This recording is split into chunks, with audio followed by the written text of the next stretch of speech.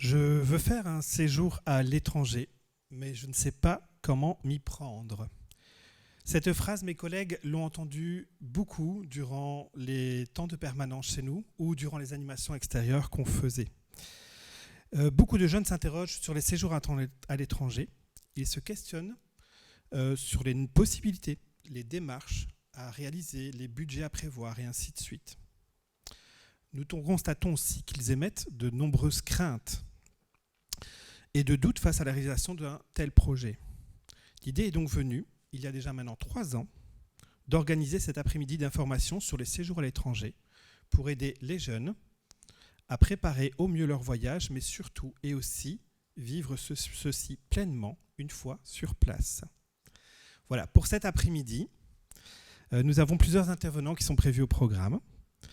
Béatrice et Vinod, qui nous viennent du Bureau international jeunesse, qui vont intervenir en seconde partie. Marie, qui vient de Infor-Jeune Hâte, qui va intervenir juste ici après moi. Et Louise Pierce, qui est à l'accueil, qui vous accueille, qui a pris votre nom, qui est notre collègue et qui, elle, interviendra tout en fin de séance. Mais aussi de nombreux témoignages, parce que l'idée, c'était d'avoir des intervenants, mais aussi des témoignages. Vous aurez notamment la MJ Carpe Diem, qui est là avec son animateur Cédric et la jeune Dalia. Mais vous aurez aussi Eva, Sophie, Malou, Alice, qui vous parleront simplement de différents souvenirs de voyage qu'elles ont pu, elles, réaliser. Les intervenants et les différents témoignages seront à chaque fois suivis d'une question-réponse. Et je cède la parole à Marie. Bonjour tout le monde déjà. Super. J'ai pas l'habitude de ce genre d'exercice. D'habitude, mon travail il est directement dans les classes, dans les groupes classes et tout ça. Donc j'ai pas l'habitude d'avoir un aussi grand auditoire, ni de le faire avec un aussi grand écran. Donc en fait, moi je suis Marie. Je travaille depuis 14 ans dans un centre d'information pour les jeunes, qui est le centre Infor-Jeune Hâte. Enfin, Jonathan l'a dit. Le CIEP est aussi un centre d'information pour les jeunes. Et donc, avant ça, j'ai terminé un bachelier en tourisme ici à Tournai, animation des loisirs, et j'ai eu l'occasion de vivre plusieurs types d'expériences et de séjours à l'étranger. J'ai notamment été jeune au pair en Irlande du Nord, j'ai vécu un Erasmus en Espagne, j'ai effectué un stage professionnel au Maroc, et j'ai aussi participé à un chantier international en France. Et donc, je ne sais pas si vous le savez, mais les centres d'information des jeunes, en fait, doivent assurer l'objectivité et la neutralité des informations qui sont transmises aux jeunes.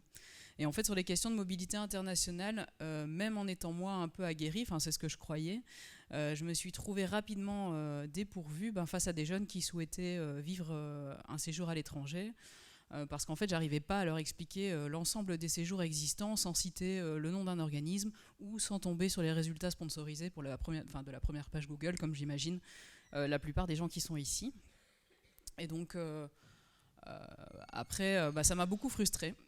Mais ça m'a pris aussi quelques années pour créer un outil qui brosse et qui permet de la façon la plus exhaustive possible de montrer un panorama des possibilités de séjour quand on a entre 13 et 30 ans. Et donc, bonne nouvelle, effectivement, il y a beaucoup de choses possibles et probablement pour toutes les bourses aussi financières. Mais voilà, après la question, une fois qu'on sait tout ce qui existe, c'est comment on choisit et comment un centre d'information comme les nôtres peuvent aider un jeune qui à ce qu'il puisse faire un choix qui lui correspond. Donc en fait, par ailleurs, dans mes entretiens avec les jeunes, en fait, je me suis rendu compte que le plus grand objectif que la majorité des jeunes suivaient, c'était celui d'apprendre une langue. Ok, donc déjà plusieurs constats dans mes pratiques. Et en fait, c'est aussi un peu l'objet de mon intervention aujourd'hui. Donc moi, je ne vais pas vous présenter tout ce qui existe. Ce sera l'intervention, à mon avis, de fin d'après-midi, si je ne me trompe pas. Mais moi, ce qui m'intéresse... D'ailleurs, hop, je vais mettre à jour. Donc moi, en fait, lorsque j'informe un jeune, la première chose que je fais, c'est vraiment discuter avec lui. Et je prends vraiment le temps de questionner les raisons de son voyage et son envie. Donc avant de lui présenter tout ce qui existe et de quelque part l'assommer un peu de beaucoup d'informations, parce que des possibilités, il y en a vraiment beaucoup, en fait je discute vraiment, je questionne ses envies et je lui pose des questions que peut-être il n'a pas l'habitude de se poser. La première question la première chose que je fais, et je questionne la langue. Je vais essayer de suivre avec mon PowerPoint en même temps. Se poser avant le départ, ok. Apprendre une langue. Voilà, donc ça c'est vraiment la première réflexion que j'amène. Et donc là, on peut partir du principe qu'en fait, quand on s'immerge tout seul et pour une durée plus ou moins longue dans un pays où la langue est différente de la sienne a priori, c'est déjà garanti d'évoluer d'un point de vue linguistique. Donc ça, c'est acquis, quoi que vous choisissiez comme séjour. Donc dans l'ensemble des possibilités, normalement, on est quand même assez certain d'évoluer en langue. Du coup, pour faire un choix sur le type de séjour, il faut aussi se poser d'autres questions. Donc par exemple, donc toujours sur la langue, c'est combien de temps est-ce que je dispose Oula, pardon, je me suis un petit peu pris. Donc il existe différentes façons d'apprendre cette langue et donc différents degrés d'apprentissage et c'est ça qu'il faut questionner. Donc apprendre une langue, on peut avoir envie de l'apprendre pour communiquer, pour se débrouiller quand on part à l'étranger, mais on peut aussi l'apprendre pour traduire et pour interpréter. On peut l'apprendre pour parce qu'on a envie de suivre un enseignement dans une autre langue, ce qui est aussi une difficulté, et parfois même dans les inscriptions dans les écoles à l'international, on demande un niveau minimum de la langue pour pouvoir suivre les cours. On peut aussi avoir envie de travailler dans un domaine bien spécifique et donc avec l'envie d'apprendre un vocabulaire et un jargon spécifique à ce domaine. Et donc, c'est intéressant aussi de se demander qu'est-ce qu'on fait de cet apprentissage après le séjour, parce que, pour l'avoir vécu aussi, mais quand on apprend une langue et qu'on ne la pratique pas, à un moment donné, tout ce qu'on a appris, ça se perd. Et donc, c'est vraiment, avant le départ, ça semble, pour moi en tout cas, pertinent de se demander quelles sont mes attentes d'un point de vue linguistique. Et je vais donner deux autres exemples. C'est voilà, si je décide de poursuivre des études en interprétariat et traduction après, ou si je souhaite intégrer une université prestigieuse, ça vaut peut-être le coup de concentrer mon énergie sur un séjour avec un apprentissage de la langue qui est intensif. Par contre, si je décide, si je souhaite commencer des études d'assistance sociale après, c'est peut-être intéressant de concentrer mon apprentissage de la langue sur de la communication orale et sur des échanges. Et donc là, c'est vraiment la personne qui a envie de partir, de voir un peu comment est-ce qu'elle elle envisage les choses et quelles sont ses attentes linguistiques de son voyage et de son séjour. Okay. La deuxième question, une fois qu'on a questionné la langue, c'est se demander avec quel autre objectif est-ce qu'on a envie de partir et qu'est-ce qu'on a envie d'apprendre. Et donc là, on est sûr, effectivement, je disais tout à l'heure, c'est que s'immerger tout seul, c'est, au niveau de l'évolution en langue, c'est à peu près acquis. Mais on peut se poser d'autres questions. On peut se poser des questions du type combien de temps est-ce que je dispose pour ce séjour ? Et si l'objectif principal, c'est l'évolution en langue, partir 2 semaines ou partir 40 semaines, les résultats ne sont pas pareils. Mais il faut aussi avoir conscience que le panel des possibilités que vous allez découvrir après, en fait, il est très varié, mais toutes les possibilités ne sont pas possibles avec la même durée. Et donc voilà, ça c'est vraiment intéressant de se poser la question sur la durée. Et puis une autre question, et moi qui me semble fondamentale, c'est qu'est-ce que je souhaite apprendre d'autre ? Et donc comment est-ce que ce séjour devient le plus intéressant possible pour moi ? Et donc de questionner avec quel autre objectif je souhaite partir. Donc en matière d'objectif, ça pourrait être très bien, est-ce que j'ai envie d'aller à l'étranger pour suivre des cours ?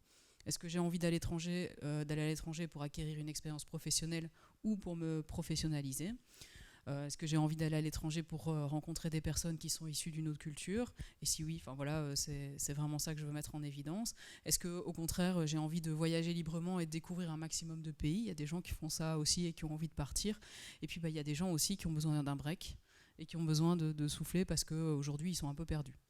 Et donc il y a vraiment des objectifs différents à prendre en considération et en tout cas qui dépendent aussi individuellement de chaque personne et de chaque personne qui a envie de partir.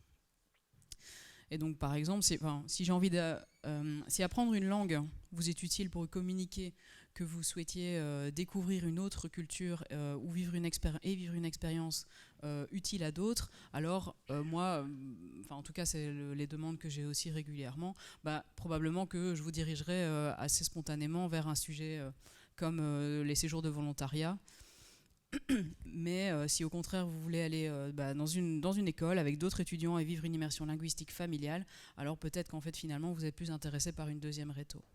Donc comme ça vous avez un peu une idée des différentes réflexions qu'on peut avoir. Et puis le troisième objectif, et c'est peut-être celui qui est le plus compliqué en fonction de l'âge que le jeune a,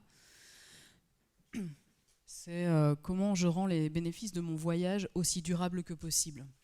Et en fait, là, je propose une lecture qui est plutôt professionnelle et qui est à visée longue, avec un filtre qui est celui de l'employabilité et de l'emploi, même si ce n'est pas forcément pour ça qu'on part. Il n'empêche qu'à un moment donné, c'est aussi intéressant de pouvoir valoriser cette expérience internationale quelque part dans un CV. Et on sait aussi que potentiellement, ça ajoute une réelle plus-value sur un CV. Donc aujourd'hui, en fait, il est reconnu, il est même fortement apprécié, ça a été dit et démontré dans le monde professionnel que les expériences à l'étranger permettent de développer, quoi que vous choisissiez, donc vraiment de façon large, les soft skills. Okay, donc soft skills, ça veut dire en français des compétences comportementales ou des compétences qui sont liées à la personnalité. Et donc, pour citer des exemples, ça peut être... en fait, on sait que toutes les personnes qui partent à l'étranger développent, plus que les autres, la capacité d'adaptation, développent la capacité à résoudre des problèmes, développent l'autonomie, développent l'esprit d'équipe, développent la confiance en eux, la positivité, etc. Et ça, ce sont des compétences qui sont hyper recherchées dans le monde du travail, d'office. Et donc ça, quoi qu'il arrive, peu importe ce que vous choisissiez, c'est déjà acquis, mais il est possible aussi d'aller plus loin et de se demander à un moment donné, quand je choisis de faire tel ou tel type de séjour à l'étranger, en fait, comment est-ce que ça peut encore être plus utile au niveau professionnel. Et donc, pour ça, je vais donner quelques exemples. Donc, si vous entamez des études d'instit après votre séjour, ou même si vous avez fait des études d'instit avant, il pourrait s'avérer intéressant en fait, de s'intéresser à des séjours à l'étranger dans lesquels vous seriez amené à rencontrer, travailler ou agir avec des enfants, tels que jeunes au pair ou séjours de volontariat. Autre exemple, si vous souhaitez travailler à l'international et dans les relations entre les pays, alors pourquoi pas faire un stage qui est professionnel. Alors les stages peuvent se faire et en milieu scolaire et après les études aussi, donc au moment de la recherche d'emploi.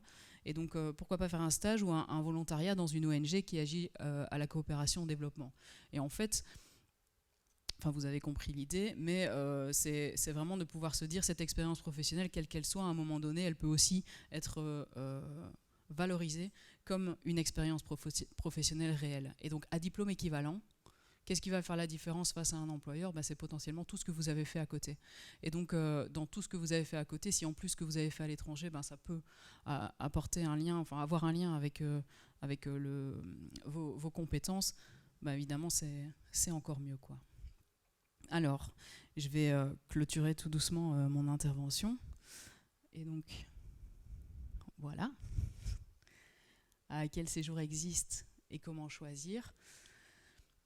Alors en fait, ça c'est l'outil que j'utilise moi quand j'informe les jeunes de façon individuelle au centre d'info. Et donc je prends quelques secondes pour vous le montrer, mais je sais que ce sera vu un petit peu plus en profondeur tout à l'heure. Mais en fait, une fois que moi j'ai mieux compris les aspirations du jeune et ses centres d'intérêt, je lui propose de passer en revue ce panorama des possibilités, mais alors sur base de la discussion que j'ai eue avec eux. Donc ça veut dire que je ne passe pas notre rencontre à lui expliquer tout ce qui existe, mais à lui expliquer, en tout cas à pointer dans ce panorama ce qui me semble intéressant pour lui de poursuivre comme piste. Et donc le panorama, le principe, c'est que ça se découpe en 7 objectifs, qui sont aussi 7 envies de partir. Et donc les 4 premières, en fait, permettent de rester étudiant. Mais évidemment, elles sont quand même des objectifs différents. La première s'adresse en tout cas au petit séjour pour les moins de 18 ans, donc tous les jeunes qui veulent partir pendant les vacances, mais qui sont encore en obligation scolaire. Après, on a les séjours pour faire des études secondaires, pour faire des études supérieures, et pour suivre des cours de langue. Donc le 5e objectif, lui, rassemble en tout cas, c'est une catégorie qui rassemble toutes les expériences qui permettent d'acquérir une expérience professionnelle. Et donc dans l'idée de la réflexion de tout à l'heure, c'est de se dire ok, moi je sais quels sont mes objectifs, je sais aussi quelles sont mes limites, parce que parfois c'est aussi ça, quand on souhaite rester étudiant, ça peut aussi être confortable et sécurisant de maintenir ce statut étudiant et d'avoir un séjour qui va se passer en famille d'accueil et tout ça, que être tout de suite en stage ou dans le monde professionnel, ça semble être un trop grand pas en fonction de où vous en êtes pour l'expérience professionnelle. Mais par contre, si vous terminez des études et que vous avez envie de travailler, acquérir une expérience professionnelle peut vraiment être quelque chose c'est en tout cas une catégorie qui souligne tous les séjours possibles pour atteindre cet objectif. La 6e concerne, rassemble tous les séjours de volontariat qui existent et tous les dispositifs. Et en fait, ces séjours, dans cette catégorie-là, on priorisera alors tout ce qui est rencontres culturelles, donner son temps à une cause, à un intérêt collectif et tout ça. Et la 7e, en fait, ce sont les séjours qui n'ont pas trouvé d'autres catégories. Et donc là-dedans, on va retrouver Jeune au Pair, les échanges collectifs que Vinod présentera aussi tout à l'heure, entre autres. Et donc, voilà, mais je sais que ce sera encore exploité par la suite. Et puis, en ce qui me concerne, je pense avoir fait le tour, terminé, en tout cas, cette première mise en bouche sur la mobilité internationale. Je ne sais pas trop... voilà, moi j'ai tendance à dire que nous, on est plutôt la théorie, mais je pense qu'on passe à la pratique. Voilà, je voulais juste remercier Marie pour son intervention et je passe en effet la parole à ma collègue Anaïs. Voilà. Quand on a réfléchi à cette séance d'information, on s'est dit que ce serait vraiment chouette d'avoir des jeunes qui viennent raconter leur expérience à l'étranger. Donc je vais inviter Eva, Alice et Malou à me rejoindre ici sur scène. Voilà. Alors Eva, est-ce que tu pourrais un petit peu nous expliquer ton séjour en quelques mots, où tu es partie, combien de temps, avec quel organisme ? En fait, j'ai fait une deuxième réto donc aux États-Unis. Je suis partie avec le web et j'ai été dans l'État de New York. Donc, je suis partie de août 2018 et je suis revenue en juin 2019. D'accord. Et tu es partie avec web alors, comme organisme. Ok. C'est ça. Ici, il y a quelques photos. Tu veux nous expliquer ? Oui, du coup, la première, en fait, c'était une photo à New York. Donc, avec le web, on part tous les étudiants d'échange en même temps. Enfin, on part par groupe, pas tous en même temps, mais par groupe. Et donc, on passe d'abord 3 jours ensemble à New York. Donc, ça, c'était à ce moment-là. Là, je venais de quitter ma famille pour 1 an et je n'avais pas encore rencontré ma famille d'accueil. D'accord. Donc, voilà. Okay. Et pourquoi est-ce que tu as voulu partir ? Qu'est-ce qui t'a donné envie ? Alors en fait, je regardais beaucoup de vidéos sur YouTube. On voyait des personnes qui faisaient des voyages à l'étranger comme ça. Et je trouvais que ça avait l'air super chouette. Mais je me disais, moi, c'est pas pour moi. Mais un jour, j'ai une amie qui a décidé de faire ça, qui avait 1 an de plus que moi. Donc j'étais en réto, elle était partie. Je me suis dit, si elle sait le faire, elle peut le faire, peut-être que moi aussi. Et je me suis renseignée, puis voilà. Ça t'a donné envie et t'es partie. Voilà. Ok. Et qu'est-ce que tu as appris sur toi-même pendant ton séjour ? Qu'est-ce que tu en as retiré ? J'ai appris que je savais me débrouiller toute seule, surtout parce que du coup, je venais de terminer ma secondaire. Et je vivais avec mes parents, on s'occupait de moi, j'étais dans ma famille et tout. Puis d'un coup, je suis partie et dans un pays que je connais pas, je connaissais plus personne. Et de temps en temps, il y avait des galères et tout. Et je me suis rendu compte que je savais me débrouiller et que j'arrivais à régler les problèmes et à m'en sortir. Donc ça m'a montré aussi que je savais m'adapter parce que je me suis retrouvée quand même des galères. Ta plus grosse galère, c'était pour revenir, je devais prendre l'avion toute seule. Donc à l'aller, on est parti avec plusieurs étudiants d'échange et des personnes du web, donc on n'était pas tout seul. Mais quand je suis revenue, j'étais vraiment toute seule et je devais prendre 3 avions à la suite et il n'y a rien qui a été. Le premier avait 5 heures de retard, le deuxième n'a jamais décollé, donc j'ai pas eu ma correspondance. Puis on m'a envoyé on m'a dit tu vas aller passer par l'Allemagne, et puis quand je suis arrivée dans l'avion on m'a dit non, ici tu vas en Suisse. Et donc pendant 9 heures j'étais dans un avion sans savoir si c'était le bon avion. Au final je suis quand même rentrée chez moi, mais c'était le stress. Okay. Et je me suis dit je m'en suis quand même sortie toute seule à l'autre bout du monde, donc Chapeau. Voilà. Ton meilleur souvenir sur place? Un meilleur souvenir, c'est compliqué parce qu'il y en a vraiment beaucoup. Donc là on voit, c'est quand j'ai été aux chutes du Niagara.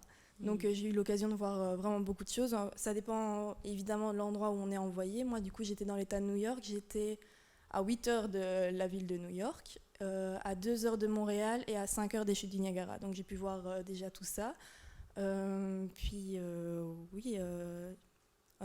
vraiment beaucoup de souvenirs, c'est difficile d'en choisir un. Mais je dirais que les meilleurs moments, c'est quand on découvrait des cultures différentes. Donc par exemple Thanksgiving, j'avais jamais vécu ça avant, donc je trouvais ça génial, puis les balles de promo et tout, et aussi les moments où moi je pouvais parler de la Belgique aux Américains parce qu'ils connaissent pas du tout. Alors je racontais ce qu'on faisait, par exemple au mois de janvier j'ai fait la galette des rois, et pour eux c'était super bizarre, donc j'ai expliqué ce que c'était, j'ai raconté c'était quoi la Saint-Nicolas, donc ma maman d'accueil pour la Saint-Nicolas m'a fait un cadeau parce que je trouvais ça super sympa. voilà. C'est chouette. Voilà. Et tu as gardé des contacts avec ta famille d'accueil ou... Oui, donc on se suit sur Facebook et sur Snapchat et souvent on s'envoie des Snapchats pour voir comment ça va et tous les ans, Nouvel An, on s'appelle pour dire bonne année. Donc quand il est minuit ici, il est 6h du soir à 18h là-bas et elle m'appelle et donc ça c'est ma famille d'accueil du coup. Chouette. Et voilà. Mais j'ai eu de la chance, elles étaient super sympas, elles s'occupaient bien de moi et elles voulaient vraiment me faire découvrir plein de choses. Donc elles ont dit « Ah, on est à 5 heures des chutes du Niagara, on va aller les voir ». Et elles étaient super chouettes pour ça, on a beaucoup bougé, donc j'ai eu de la chance. Elles voilà. t'ont montré beaucoup de choses. Ouais, top. Quel conseil tu donnerais à un ou une jeune qui a envie de se lancer, mais qui hésite encore ?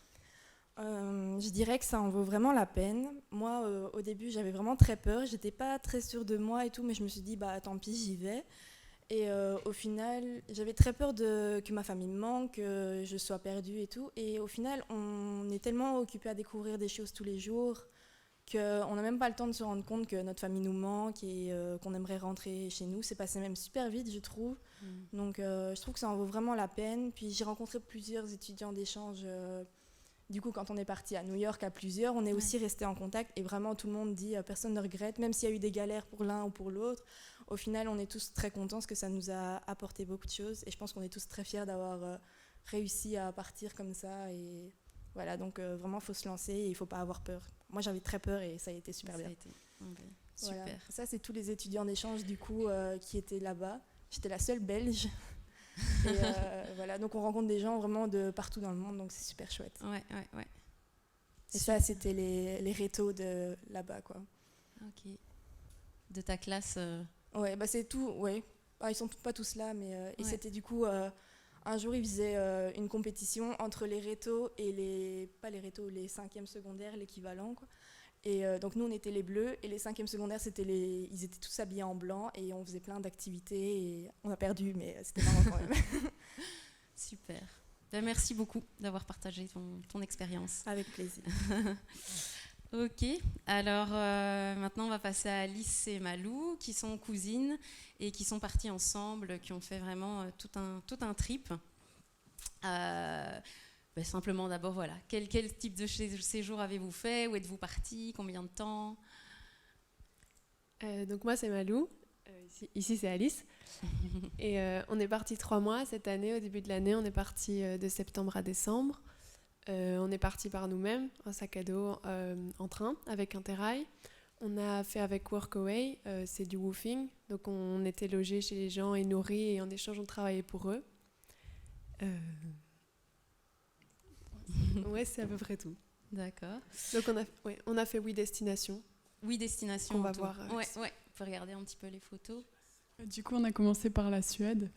Et là, on est parti tout au nord, à Jokkmokk, dans un petit village rempli de maisons en bois, toutes colorées. Et c'était incroyable parce que c'était au-dessus du cercle arctique et c'était des paysages de malades, des lacs, des forêts à perte de vue. Ok, magnifique. Et ensuite, vous êtes partis vers le Danemark. Le Danemark. Ouais. D'accord. Et là, sur les photos, qu'est-ce que vous faisiez Du coup, là, on devait nourrir les animaux. Donc, il y avait des poules, des brebis, des moutons, des cochons. Enfin, c'était vraiment comme une ferme, quoi. Et c'était un vieux couple, mais ces gens, ils étaient super paisibles. Et d'accord. On vivait vraiment leur quotidien à fond, chaque jour. Et donc, vous étiez nourris et logés en échange de travailler sur la ferme? Ouais, voilà, toutes les matinées, on travaillait un peu. Okay. Ça pouvait être du jardinage ou s'occuper des animaux, voilà. D'accord, ok. Là aussi, pareil, au potager, là, la taille des haies, tout ça? Ouais, voilà, là, c'était en Allemagne, près de la forêt noire. Mm-hmm. Et on travaillait beaucoup dans le potager. D'accord. Puis là, plus au soleil? Ouais, ici, on s'est un peu détendu. On est parti à Ibiza avec nos mamans pour quelques jours. Et après, on les a quittés pour rejoindre les terres espagnoles. Et là, on a gravi une montagne. C'était assez sympa comme expérience. Parce qu'on voit cette grande montagne qui nous domine. Et à la fin, on arrive tout en haut. Et Vous y êtes monté. Ouais, Pas trop on l'a fatigant, fait. ça a été. Ça a été. Il faisait chaud, mais c'était sympa. Ok. Et d'un pays à l'autre, vous voyagiez en... Comment vous vous déplaciez? La première fois, on a pris l'avion pour arriver à Stockholm, Ouais. mais après, on a pris du coup Interrail. Ah ouais. Et c'est un espèce d'abonnement où on a droit à autant de trajets sur un mois. Et c'était vachement pratique, ouais. Ok. Et puis ici, c'est la fin de votre séjour? Ouais, c'est ça. Donc là, on a fait encore l'Italie, toujours en workaway. Et puis des auberges de jeunesse en Croatie, en Slovénie. Et puis une semaine en Autriche chez l'habitant aussi. Ok. Pour financer votre voyage, comment est-ce que vous avez fait? Du coup, comme on est parti sans organisme, on avait simplement l'année d'avant fait plusieurs jobs étudiants, que ce soit au Carrefour, en faisant de la musique. Et on arrive au total à 3 000 pour 2 pour 3 mois. D'accord. Donc c'est vraiment un système qui vaut la peine, le fait de loger chez l'habitant et en échange de travailler pour eux, mais d'être logé, nourri, blanchi. Ok. Pourquoi est-ce que vous avez voulu partir? Comment vous avez eu l'idée de vous lancer? On voulait vraiment découvrir des nouvelles cultures, sortir de notre petite Belgique et aussi faire de nouvelles rencontres. Et comme on ne savait pas quoi faire comme études après notre éto, comme beaucoup de jeunes malheureusement, on s'est dit, allez, on part voyager, on prend une année sabbatique et on verra si ça nous aide pour faire un choix par la suite. D'accord. Ok. Est-ce que vous le referiez aussi, si vous aviez l'occasion de repartir comme ça à deux? Ouais, Je franchement, me doutais de la réponse. sans Ouais, hésitation, sans hésiter. on en sort grandi avec des souvenirs plein la tête et on est sorti de notre zone de confort, mais ça nous avait fait un bien fou, quoi. Ouais. Justement, votre meilleur souvenir, qu'est-ce que... C'est difficile de donner un meilleur souvenir vu j'imagine. le nombre de pays qu'on a fait. Donc vraiment, à chaque fois, on était chez des gens différents. Déjà, ça, c'est un bon souvenir de la rencontre avec des nouvelles personnes, un tout nouvel environnement, parce que on a fait la Suède au début, puis l'Espagne après, enfin pas directement après, mais sinon, il y a quelques anecdotes. Par exemple, quand on était au Danemark, il y avait les brebis, par exemple, et tous les matins et tous les soirs, on devait les sortir et puis les rentrer. Et alors, il y en avait une devant avec le grain qui secouait et l'autre derrière qui faisait pour qu'ils aillent bien dans l'enclos, pour être sûr qu'ils aillent... pas qu'ils y aillent, quoi. Ouais. Voilà. À part ça, ça, ici, justement, en Croatie, juste au-dessus à droite, c'était incroyable. C'était une crique. C'était vraiment... En fait, on sortait un peu d'une ville. Il y avait un hôtel et puis d'un coup, on arrivait dans... Je sais pas trop comment expliquer, mais en fait, il fallait descendre un peu. Et donc, on la voyait pas d'en haut. Il fallait descendre. Et vraiment, c'était incroyable. Et il y a plein d'autres paysages comme ça incroyables qu'on a vus. Donc. Ouais. Plein de souvenirs à garder pour toujours, quoi. Je vais poser la même question que j'ai posée à Eva. Quel conseil vous donneriez à un jeune qui a envie de se lancer comme ça? Je pense qu'on a tous à peu près le même conseil. Ça vaut vraiment la peine. Si on hésite à y aller, c'est qu'on a un peu envie d'y aller. Donc, faut y aller. C'est peut-être le seul moment où ce sera vraiment comme ça que ça pourra se passer. Après, les études, c'est bien aussi, mais oui, c'est bien aussi. Pour nous, c'était maintenant. Et voilà, je pense que ça vaut la peine. Super. Merci beaucoup à toutes les trois d'avoir partagé votre expérience. On peut les applaudir, je pense. Super. Maintenant, je vais peut-être demander à Marie si tu veux bien nous rejoindre. Et on va passer aux questions-réponses du public. Si vous en avez encore, n'hésitez pas, vous pouvez encore en noter.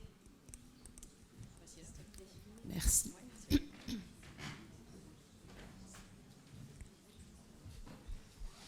Alors, j'ai eu une question, donc n'hésitez pas, je pense qu'il y en a encore qui arrivent.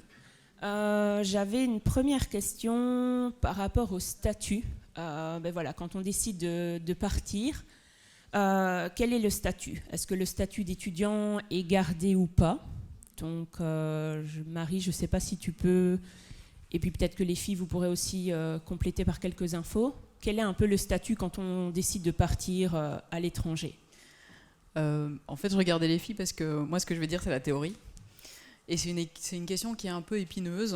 Merci pour cette super question. Maintenant, elle est légitime, elle est super légitime. En fait, ça va être un peu technique, mais donc en Belgique, il y a 3 statuts qui donnent accès à des droits. C'est le statut étudiant, le statut demandeur d'emploi et le statut travailleur. Et donc, en fait, chaque statut va donner accès à certains droits, pour pas le citer, l'étudiant, job étudiant, enfin le droit d'exercer un job étudiant, mais aussi le droit aux allocations familiales. Quand on est demandeur d'emploi, on a d'autres droits, on a aussi des obligations. Quand on est travailleur, on a aussi tous les droits qui sont liés au statut de travailleur, comme les congés payés ou la protection sociale. Et donc, ça, c'est quand on est en Belgique. À partir du moment où on décide de partir à l'étranger, c'est possible de maintenir l'un des 3 statuts. Et donc, en fait, souvent, c'est conditionné. Donc, en fonction du statut. Je dirais que celui d'étudiant, enfin, quand on décide de rester étudiant, a priori, le maintien des droits est quand même assez simple. Sauf si vous avez une autre expérience là-dessus, mais je dirais que c'est plutôt OK par rapport à ça. Où le statut où c'est le plus compliqué, c'est celui du demandeur d'emploi. Et là, je vais y venir aussi après, parce qu'en fait, il y a des séjours à l'étranger qui ne permettent pas d'avoir l'un des 3 statuts. Et donc, et c'est ça où la question est épineuse, c'est qu'en fait, des questions de volontariat, des questions de workaway par exemple, ce genre de choses, c'est pas forcément quelque chose qui est reconnu administrativement ici en Belgique comme étant ni un statut étudiant, ni un statut de travailleur qui dépend d'un contrat de travail, ni celui de demandeur d'emploi qui est très très contraignant au niveau administratif. Enfin, vous le savez ou vous l'imaginez en tout cas, que nos instances de l'emploi ne sont pas très très ouvertes à l'idée, enfin c'est très compliqué de pouvoir acquérir une expérience professionnelle sous le statut de demandeur d'emploi.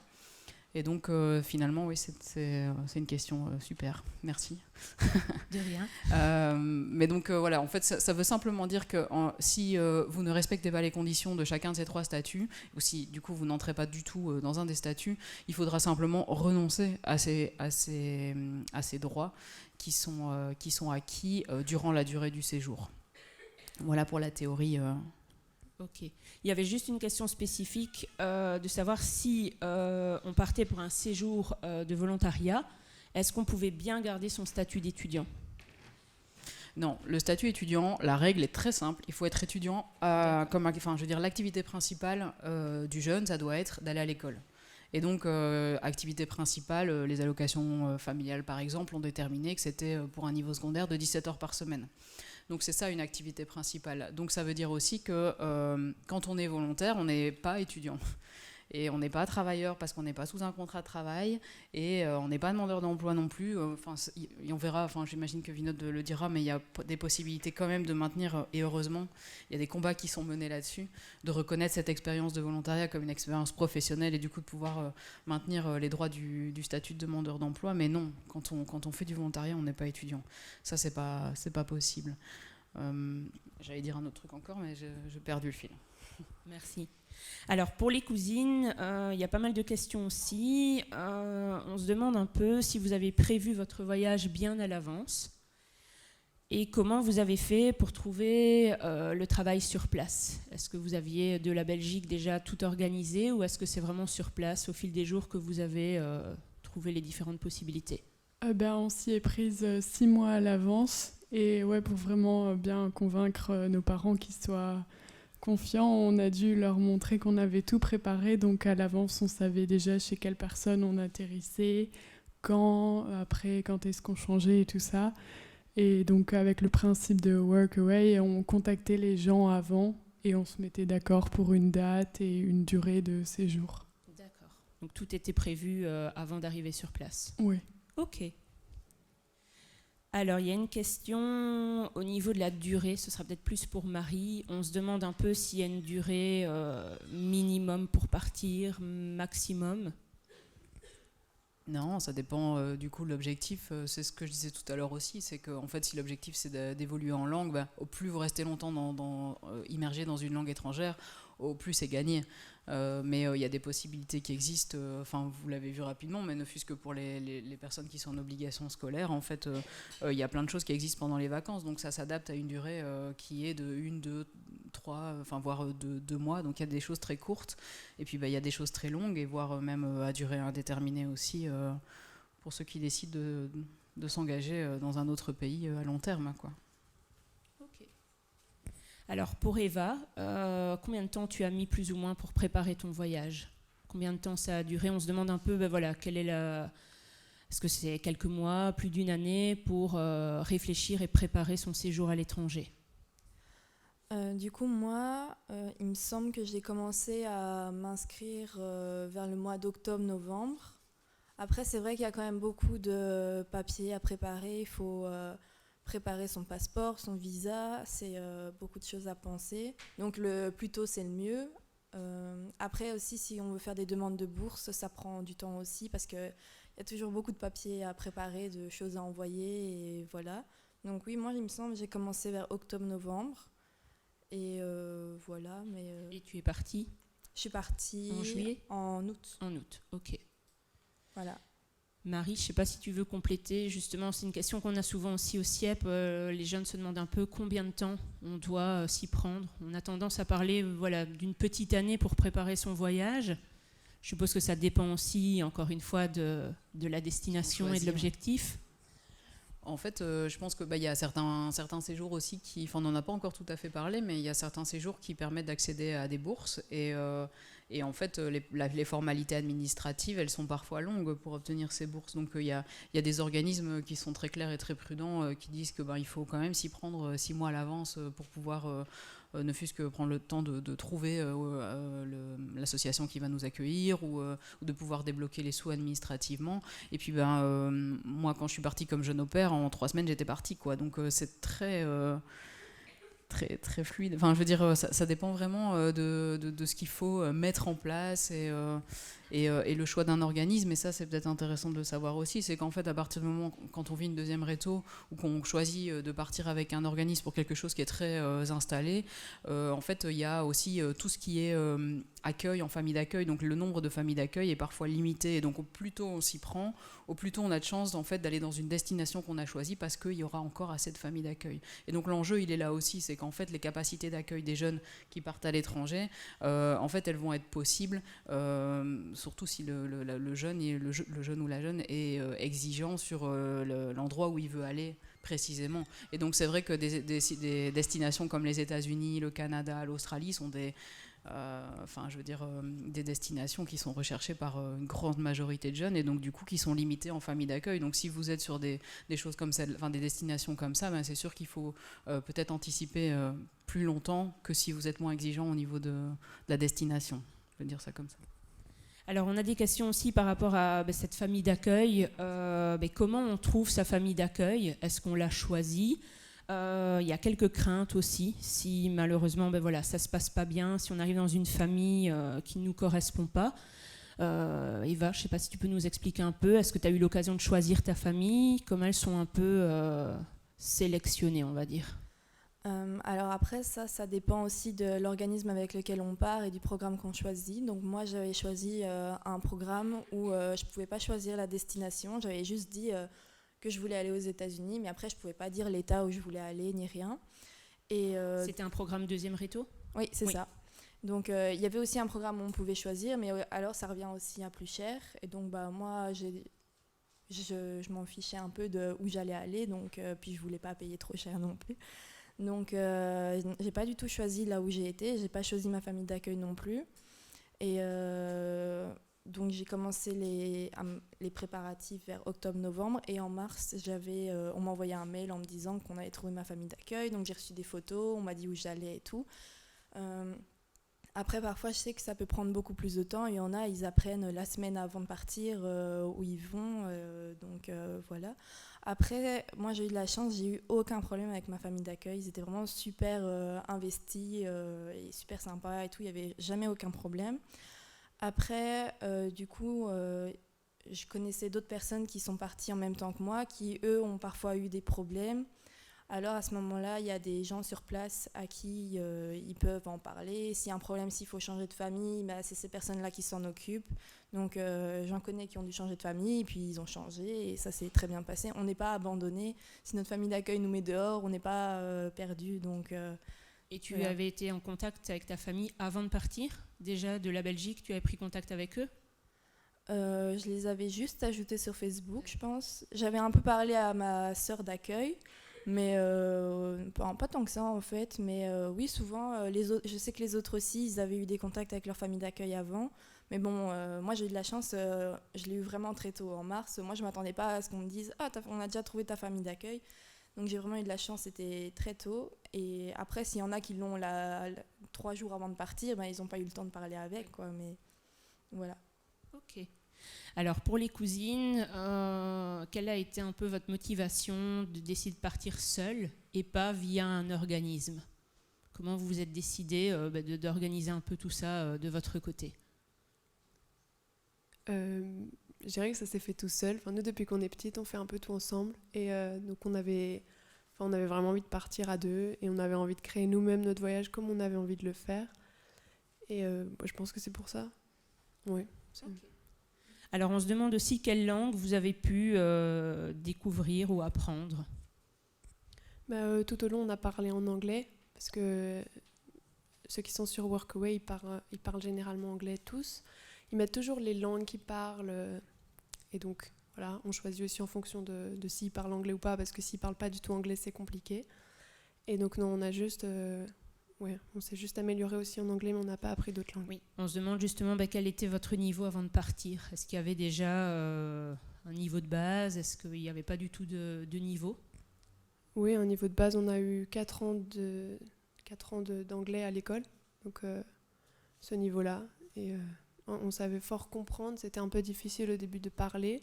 C'est toujours un peu difficile, on comprend mieux que ce qu'on parle, mais oui, voilà, en gros.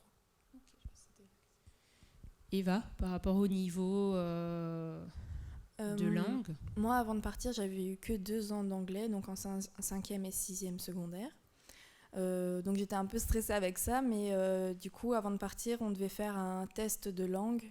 Et donc, si on passe pas le test de langue, normalement, on n'a pas le droit de partir. Et donc, ça m'a un peu rassurée. J'ai passé le test, donc je me suis dit, c'est que j'ai les capacités de partir.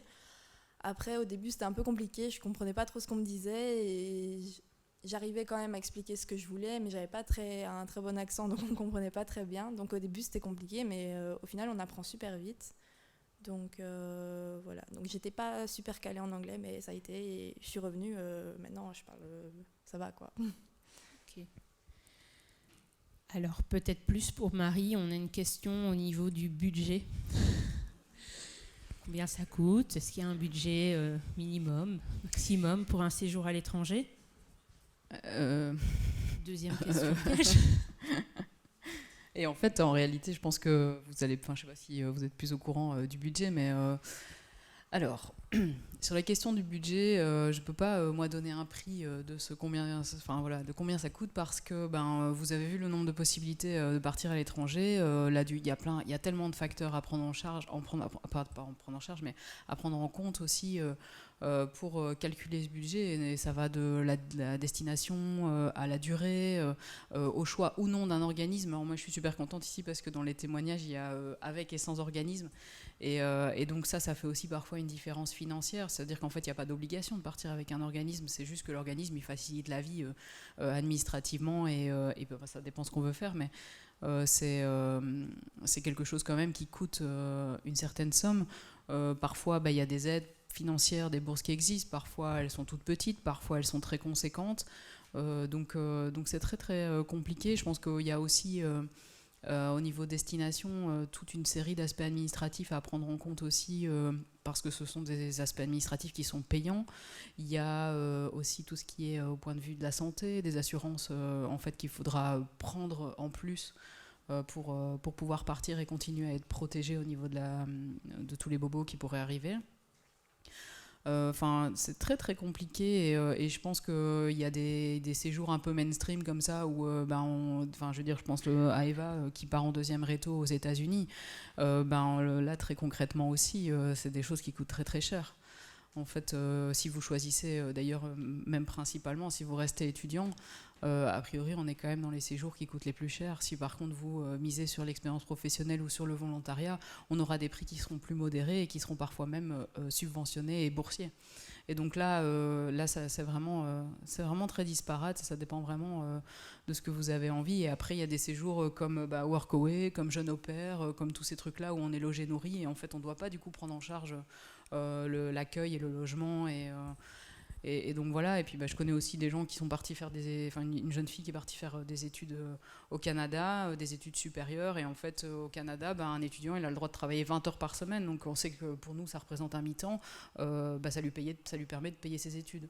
Donc a priori c'est un voyage qui coûte très cher, mais elle compense d'une façon elle met la main à la pâte aussi, donc c'est vraiment une question très très très très compliquée de budgétiser. Vraiment, il faut quand même y aller en réfléchissant un maximum aux différents postes, mais ça dépend vraiment de ce que vous choisissez de faire, quoi, et à l'endroit et de la durée et tout ça. Ok. Alors pour les cousines justement, on se demande un peu quel est le principe du Workaway. Est-ce qu'il y a des plateformes, des sites pour planifier, pour prévoir? Comment ça se passe un petit peu? Quelqu'un qui décide de partir en voyage sac à dos, est-ce qu'il y a des forums, des plateformes pour trouver justement ces possibilités d'emploi sur place? Oui, donc Workaway, c'est vraiment le site qu'on a utilisé, nous, pour partir. Mais après, il y a d'autres sites comme aussi du Woofing, où là, on part à plusieurs, même si on ne se connaît pas, je pense, et on fait des petits jobs par-ci, par-là. Mais donc, nous, on s'est inscrite sur le site, qui est un site payant.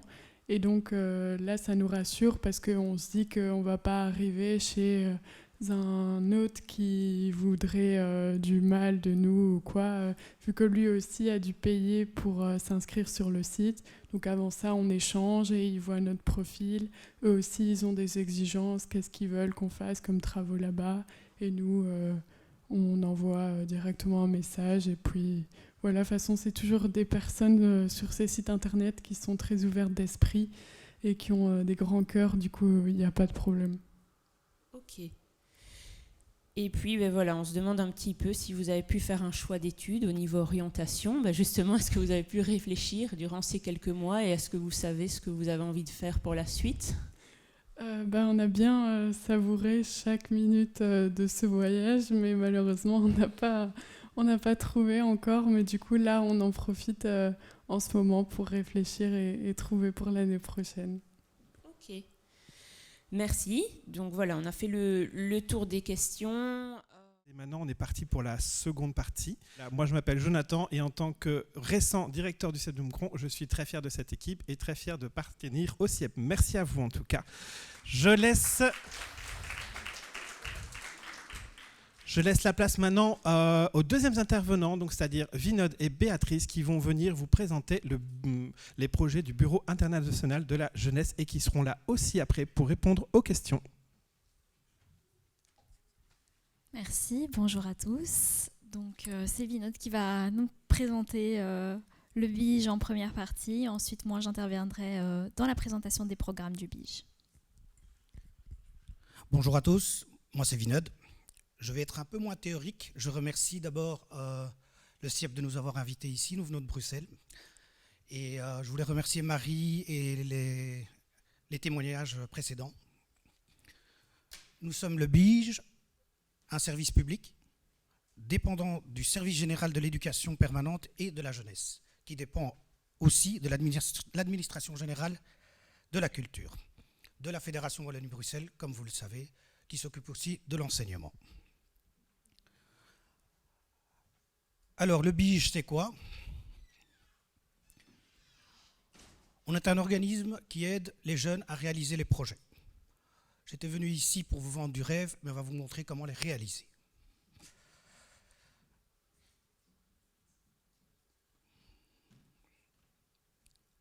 Plus de 5000 personnes bougent avec nous, de tout Bruxelles francophone et la Wallonie. Avant de vous montrer une petite vidéo, je voudrais d'abord vous parler de mon expérience personnelle. J'ai travaillé pendant 17 ans dans l'enseignement en tant qu'éducateur, dans l'enseignement général et technique et professionnel à Bruxelles. Et donc j'ai aidé les jeunes à se réorienter, à dire quelles étaient les possibilités qu'ils avaient après leur secondaire. Ce n'est pas évident du tout. Le BIJ n'est pas beaucoup connu. Leur dire qu'il y a d'autres possibilités que des études, de ne pas foncer tête baissée dans des études et puis le regretter, mais il y a beaucoup d'autres projets et d'autres solutions. Mon parcours m'a permis aussi de me rendre compte que ce n'est pas évident pour les jeunes, à l'heure actuelle, de partir à l'étranger. Avec la période Covid, ça n'a pas été évident du tout.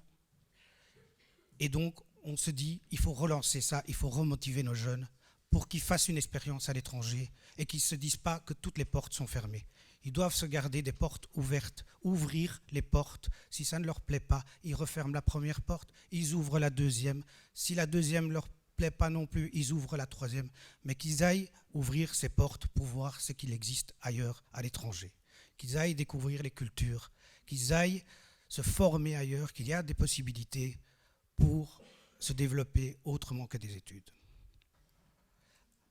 Comme le dit la petite vidéo, donc, le BIJ vous propose aux jeunes, j'insiste sur le mot jeunes, désolé les parents, pour réaliser leur projet à l'international en toute autonomie. Donc à savoir, nous l'accompagnons, on l'aide, on l'informe, on les renvoie vers nos partenaires comme InfoJeunes, etc., pour la rédaction des CV, pour la rédaction des lettres de motivation, on les accompagne vraiment jusqu'au bout, pour qu'ils puissent accueillir des compétences, comme on dit, les compétences transversales. Donc ils doivent réaliser ce projet vraiment en toute autonomie. Ils doivent le vivre avant, le construire, comme les témoignages qu'on a eu là tout à l'heure, le vivre pendant, et après, ils doivent en retirer quelque chose. Comme je vous ai dit tout à l'heure, nous sommes un service public. Nous n'offrons pas de vacances. Mais, moi, chaque fois que j'anime les jeunes ou quoi, que je les motive à partir à l'étranger, je dis profitez-en. Allez voir d'autres cultures, allez voir ce qui se passe à l'étranger, découvrir des autres pays, etc. etc. Avec tout ça, il existe chez nous pas mal de projets, mais on ne va pas tous les développer parce que je vois que la population est plutôt jeune. On va développer les projets qui vous intéresseraient le plus. Maintenant, si vous avez d'autres questions pour des projets un peu plus importants concernant des projets de groupe, etc., on reste à votre disponibilité. N'hésitez pas à nous contacter pour vous informer. Dans les projets de jeunes, il faut savoir que, comme disait Marie tout à l'heure, que ce n'est pas toujours évident de partir à l'étranger. On ne part pas les poches vides. Même si notre organisme ou un autre organisme finance les projets, il est toujours important d'avoir un peu d'argent de côté. Ça, c'est sûr. Parce qu'il y a des imprévus qui peuvent arriver à l'étranger, etc., etc. Vous verrez sur certains projets, les financements que nous avons des projets. Ces projets-là, ce sont des projets qui se font hors cadre scolaire. Donc, vous ne pouvez pas aller chercher, je m'adresse aux jeunes, vous ne pouvez pas aller chercher un diplôme ou un certificat si vous allez améliorer une langue, par exemple, ou faire un stage professionnel, ou des choses comme ça. C'est vraiment hors cadre scolaire. C'est pour vous développer, pour vous permettre d'acquérir une expérience, etc. Et ça, c'est toujours utile et bon à mettre dans un CV. D'accord ? Je vais laisser la parole maintenant à Béatrice pour vous présenter quelques-uns de nos projets. Et sachez qu'il existe aussi les projets européens qui sont des Erasmus+ chez nous, mais c'est toujours hors cadre scolaire. Vous ne pouvez pas utiliser un Erasmus comme pour faire un cours de langue ou quoi que ce soit à l'étranger et revenir avec ça pour avoir un diplôme. Ça, ce ne sera pas avec nous. D'accord ? Donc, bonjour. Je vais vous parler de quelques programmes que le BIJ met en place et je vais parler de ceux qui intéresseraient le plus le public cible ici. Vous êtes des jeunes, secondaires ou ayant peut-être fini les secondaires, mais je peux le faire. Donc, les projets qui pourraient le plus vous intéresser, ce serait maintenant le volontariat et apprendre une langue. Donc pour ça, le BIJ a plusieurs projets. Tout d'abord, il y a Belgie. Donc c'est faire un volontariat ici en Belgique, en communauté flamande ou germanophone. Ça fait pas trop rêver généralement, mais bon, des fois on n'a pas envie de partir très loin. Donc ce programme s'adresse aux personnes de 16 à 30 ans, résidant toujours en Fédération Wallonie-Bruxelles comme pour tous nos programmes. Ça peut aller de 2 semaines à 3 mois ou 6 mois pour le plus gros. Et donc c'est la liste des associations qui pourraient vous accepter pour un volontariat ici en Belgique. Vous la trouvez sur notre site. Donc ici, vous l'avez, liste des projets Belgique ici. Et donc, vous pouvez obtenir grâce au BIJ une bourse de 36 € par jour, 1 444 € maximum. Ensuite, nous avons le projet Tremplin Langue. Donc ça s'adresse à des jeunes de 18 à 35 ans. Ça peut aller de 3 semaines à 3 mois. Et là, le jeune va devoir trouver lui-même une structure d'accueil ou faire son volontariat dans le but d'apprendre une langue dans le pays dans lequel il va. Donc par exemple, si tu veux apprendre l'italien, il va falloir aller en Italie, évidemment. Trouver une ville qui te plaît, mais surtout la structure d'accueil qui va te recevoir, t'accepter, et où tu vas effectuer ton volontariat. Donc c'est soit une association qui aide les animaux, ou une association qui aide les réfugiés, ou quelconque association ou organisme à but non lucratif où tu vas effectuer un volontariat. Là, le BIJ peut t'aider avec 200 € par semaine. Notre PowerPoint n'est pas actualisé, c'est pas 150, c'est 200. Ça a augmenté. Oui, depuis janvier. Donc voilà, et peut te payer le transport, avion, train, même si on privilégie le train ici en Europe. Donc voilà, Tremplin Langue, c'est que pour l'Europe continentale, c'est bien ça? C'est bien ça. Oui, tu peux aller dans le monde entier, mais alors il faudra très bien justifier ça dans ton dossier. Voilà, sur le e-BIJ. Ensuite... il y a le Corps européen de solidarité, donc pareil, ça s'adresse à des jeunes de 18 à 30 ans, et là, on vous paye transport, logement, nourriture, argent de poche, voilà, tout ce qu'il y a dans le package, mais pour ça, il faut passer par le Corps européen de solidarité, donc dit autrement CES. Il faut s'inscrire sur la plateforme, et là, les réponses sont beaucoup plus longues à obtenir. Avec Tremplin Langue, tu peux obtenir une réponse du BIJ entre 3 et 6 semaines. Ici, avec le CES, des fois, ça peut aller jusqu'à 6 mois de délai d'attente de réponse. Voilà.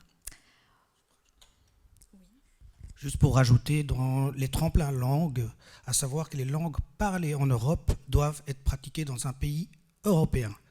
Donc, si je prends l'anglais, c'est en Angleterre, Irlande, mais moi je conseille Malte pour les jeunes, beaucoup plus beau. Avec 200 € à Londres, c'est pas évident parce que vous devez chercher un logement et la nourriture, on va dire. Malte, c'est beau. Vous pouvez le faire. L'espagnol, c'est pas en Argentine, mais ce sera en Espagne. Le portugais, ce sera pas au Brésil, mais au Portugal. Mais si vous voulez apprendre le japonais, vous pouvez aller au Japon. Sachez-le, le Corps européen de solidarité, c'est un projet européen qui dit Europe, plus grand que la Belgique, donc plus de finances. Les projets qualifiés européens, c'est une plus grande bourse et plus d'assurance, et presque tout est compris, mais ça dépend à chaque fois des projets que vous choisissez. Ensuite, ce qui peut aussi vous intéresser, c'est faire un stage professionnel. Et donc là, on a plein de programmes différents. Il y a Tremplin Job Québec, donc qui se déroule au Québec, Eurodyssée, voilà. Je vais commencer par le Tremplin Job.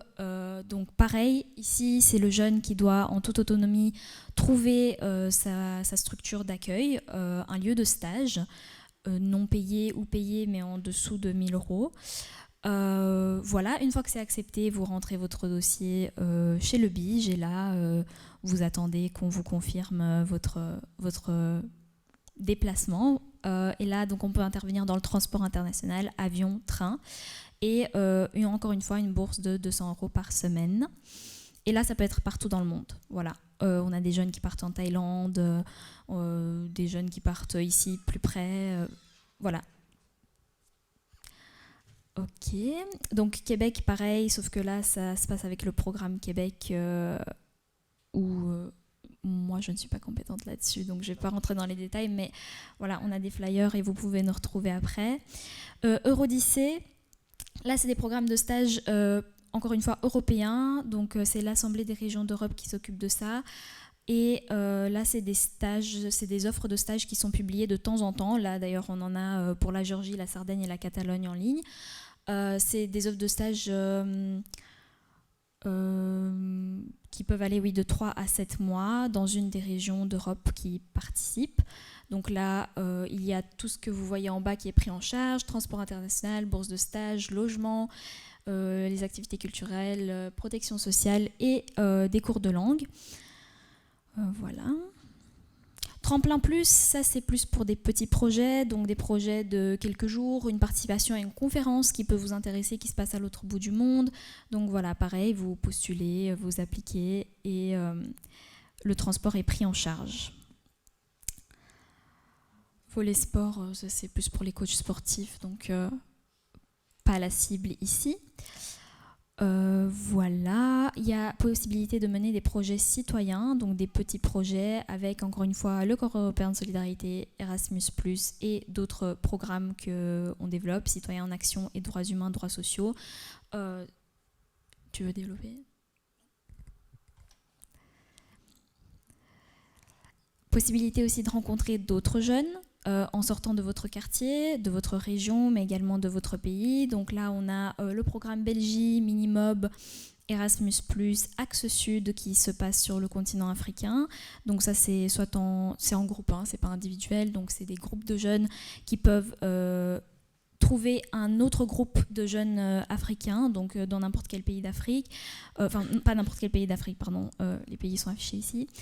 Donc c'est un groupe de 4 à 10 personnes qui sont financées par le BIJ, qui vont partir avec un projet concret, donc aller dans un orphelinat, mettre en place un partenariat avec une autre association sur place, par exemple une association qui s'occupe des enfants orphelins, et ainsi faire un échange de bonnes pratiques, se développer. Ça peut aller, oui c'est minimum 7 jours, mais ça peut être beaucoup plus, mais c'est 7 jours financés par le BIJ.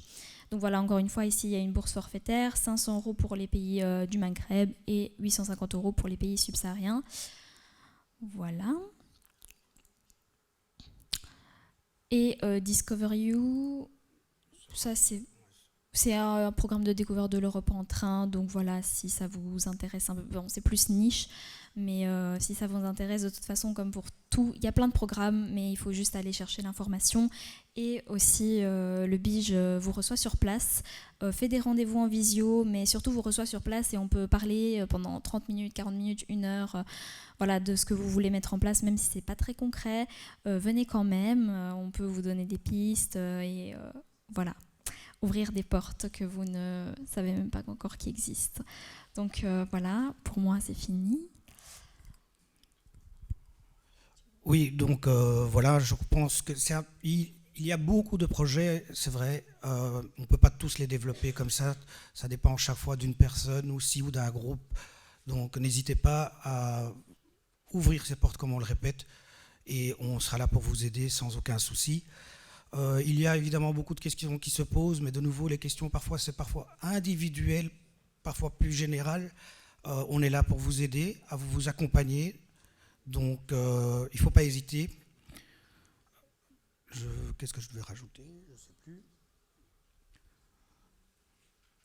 Donc voilà, pour nous, vous connaissez le BIJ maintenant. N'hésitez pas à visiter notre site. Et vous prenez contact et on vous aidera avec grand, grand plaisir. Merci beaucoup, Vinod et Béatrice. Si vous avez des questions pour Vinod et Béatrice, n'hésitez pas déjà à les inscrire sur les petits papiers qu'on a laissés. Ma collègue va les récupérer. Et maintenant, je vais demander à Sophie, Cédo et Dalia de venir me rejoindre. Eh bien, Dalia et Cédo, si vous pouviez un petit peu nous expliquer votre voyage en 2 mots, où vous êtes partis, combien de temps, via quel organisme? Alors, on est parti au Maroc. On était un groupe de 10 personnes. Et on est parti 10 jours au Maroc. On a fait un échange avec des jeunes comme nous de là-bas. On est restés dans une auberge de jeunesse, tous ensemble. Voilà, je ne sais pas quoi rajouter d'autre. Très bien. Cédo, tu étais l'animateur de l'AMJ qui était présent qui accompagnait le voyage. Voilà, c'est ça. Donc, dans les maisons de jeunes, dans les centres de jeunes, il y en a pas mal sur le territoire de Wallonie-Picarde, à Moucron, à Tournai, à Comines, à Frasnes, à Antoing, à Brugelette, il y en a un peu partout. Et c'est vrai qu'on aime et qu'on accompagne des groupes de jeunes. Alors, Vinod et Béatrice parlaient du BIGE et de la possibilité de partir en groupe, d'accord ? Parfois, ça peut être rassurant aussi quand on a envie d'une expérience internationale. C'est ce qu'on propose ensemble de jeunes, donc on forme des groupes de jeunes pour partir vivre des expériences comme ça à l'étranger. D'accord. Et vous êtes parti avec un organisme alors On est parti dans le cadre du programme Erasmus+. Alors, vous allez me dire, mais Erasmus, c'est pas l'Europe. En fait, le programme Erasmus+, élargit un peu son horizon au pourtour du bassin méditerranéen. Et donc, il y a la possibilité de faire des projets avec certains pays un petit peu hors de l'Union européenne pour des pays amis et voisins pour pouvoir apprendre un peu sur la culture de l'autre. D'accord. Okay. Et donc, c'était Erasmus+, avec le soutien du Bureau international jeunesse. Ok, c'est là que vous avez été rechercher un financement Voilà. Ok. Et comment a germé cette idée à l'AMJ de partir à l'étranger tous ensemble comme ça En fait, tout a démarré avec un programme qui s'appelle Histoire croisée et qui proposait à des AMO, donc des actions en milieu ouvert, qui font plus partie du programme de l'aide à la jeunesse, et puis la Maison des Jeunes. Et on a commencé à faire des projets ensemble. Et je sais pas, Dalia, tu veux expliquer un petit peu les étapes avant de partir au Maroc ? T'en souviens, le documentaire, tout ça ? Vite fait. Je me souviens qu'il y a 2 ans, si c'est ça, il y a 2 ans, on s'était croisés à l'Agora ensemble et on avait plusieurs pays proposés. Et on devait choisir ou faire comme un vote de pays. Et au final, on a refait d'autres rendez-vous. Et pendant les autres rendez-vous, on a réussi à avoir le lieu, du coup, qui était Tafraout, à Agadir au Maroc. Et donc après, je pense que les Carpe Diem et Agora ont réussi à savoir à rentrer le dossier. Mais malheureusement, il y a eu le Covid. Oui. Et donc on n'a pas pu aller. On a dû tout déplacer. On ne savait pas si ça allait continuer ou pas. Et grâce à Cédo et ses coéquipiers, on a réussi à y aller un an après. D'accord. On voit ici quelques photos qui défilent. La vallée d'Aït Mansour, sa palmeraie et ses roches sublimes. D'accord. Vous avez fait un peu de tourisme aussi quand vous étiez là. Oui, ça fait partie du jeu. Oui. La base du projet, c'est vraiment l'échange international. Donc, comme Dalia disait, c'était vivre ensemble pendant 10 jours dans le même dortoir avec les Marocains qui ont leur âge. Qui sont d'une autre culture, et du coup pouvoir apprendre de leur culture et eux de la nôtre. Donc l'idée de base, c'est vraiment l'échange interculturel. Après, la culture, c'est aussi le tourisme et les beautés naturelles des pays qu'on visite, donc effectivement. Et alors là, petit détail, c'est que moi je pensais que le Maroc, j'allais arriver sur les terres arabes, et en fait Tafraout, c'est pas vraiment... les terres arabes, puisqu'en fait c'est une culture berbère, c'est proche du désert, et donc ça fait partie des choses qu'on découvre. On se dit on va aller au Maroc, et finalement on tombe sur la culture amazigh. La culture amazigh, là vous la voyez représentée avec ses costumes traditionnels et son folklore, et donc c'est quand même rigolo, parce que moi j'organisais quand même le projet, et en fait c'est le premier jour où je me suis dit mais en fait vous n'êtes pas arabe, ils font non on n'est pas arabe, on est amazigh. Et donc voilà, c'était l'occasion de cette rencontre interculturelle, finalement elle a vraiment eu lieu. Ouais. Et voilà, là on les voit heureux et fiers de poser avec... faut savoir que la culture amazigh, elle est 2000 ans plus vieille que Mahomet et l'arrivée de l'islam. Donc on découvre aussi toutes ces spécificités dans les pays grâce à ces échanges. Okay. Et vous avez aussi apporté des choses de la culture belge, ou c'était... les échanges étaient dans les deux sens, ou bien plutôt... Oui, bien sûr. Ouais, les jeunes Marocains et les jeunes du Maghreb ont une image de l'Europe. Et c'est l'occasion de la confronter avec finalement avec qui on est aussi. On n'a pas ramené toujours le meilleur de notre culture, hein, Dalia, mais on a quand même fait des frites qu'ils connaissaient. Hein. Mais voilà, ils ont aussi vu un peu ce que c'était des jeunes de leur âge. Tu veux ajouter un truc là-dessus ? Toi, t'as un peu cette double culture, Dalia. C'est ça. Moi, quand je suis arrivée, je me suis dit, ça va, je suis égyptienne, donc peut-être que c'est assez proche. Et je me suis dit, en même temps, je suis belge, donc je peux aussi leur apprendre d'autres choses. Et quand je suis arrivée, au final, c'était pas du tout ça. Je connaissais rien du tout.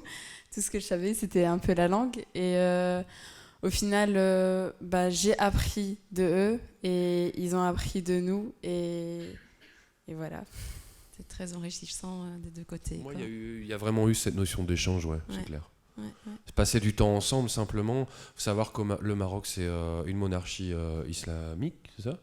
Du coup, la manière dont les garçons et les filles vivent ensemble, quand ils deviennent des adultes à l'adolescence, c'est pas exactement la même chose que pour nous. Donc nous, on arrive avec notre groupe, avec des filles, des garçons. Alors on avait un peu briefé, on avait évité des tenues un peu, qui pourraient être mal interprétées. Mais du coup, je pense qu'ils ont découvert ça aussi finalement, la relation entre les filles et les garçons chez les Européens. Et nous, on a peut-être amené des petits changements aussi dans leur groupe, j'ai l'impression, à travers cette expérience. Donc c'est parfois des petites choses, mais c'est super important. Ils ont grandi tout le temps au Maroc.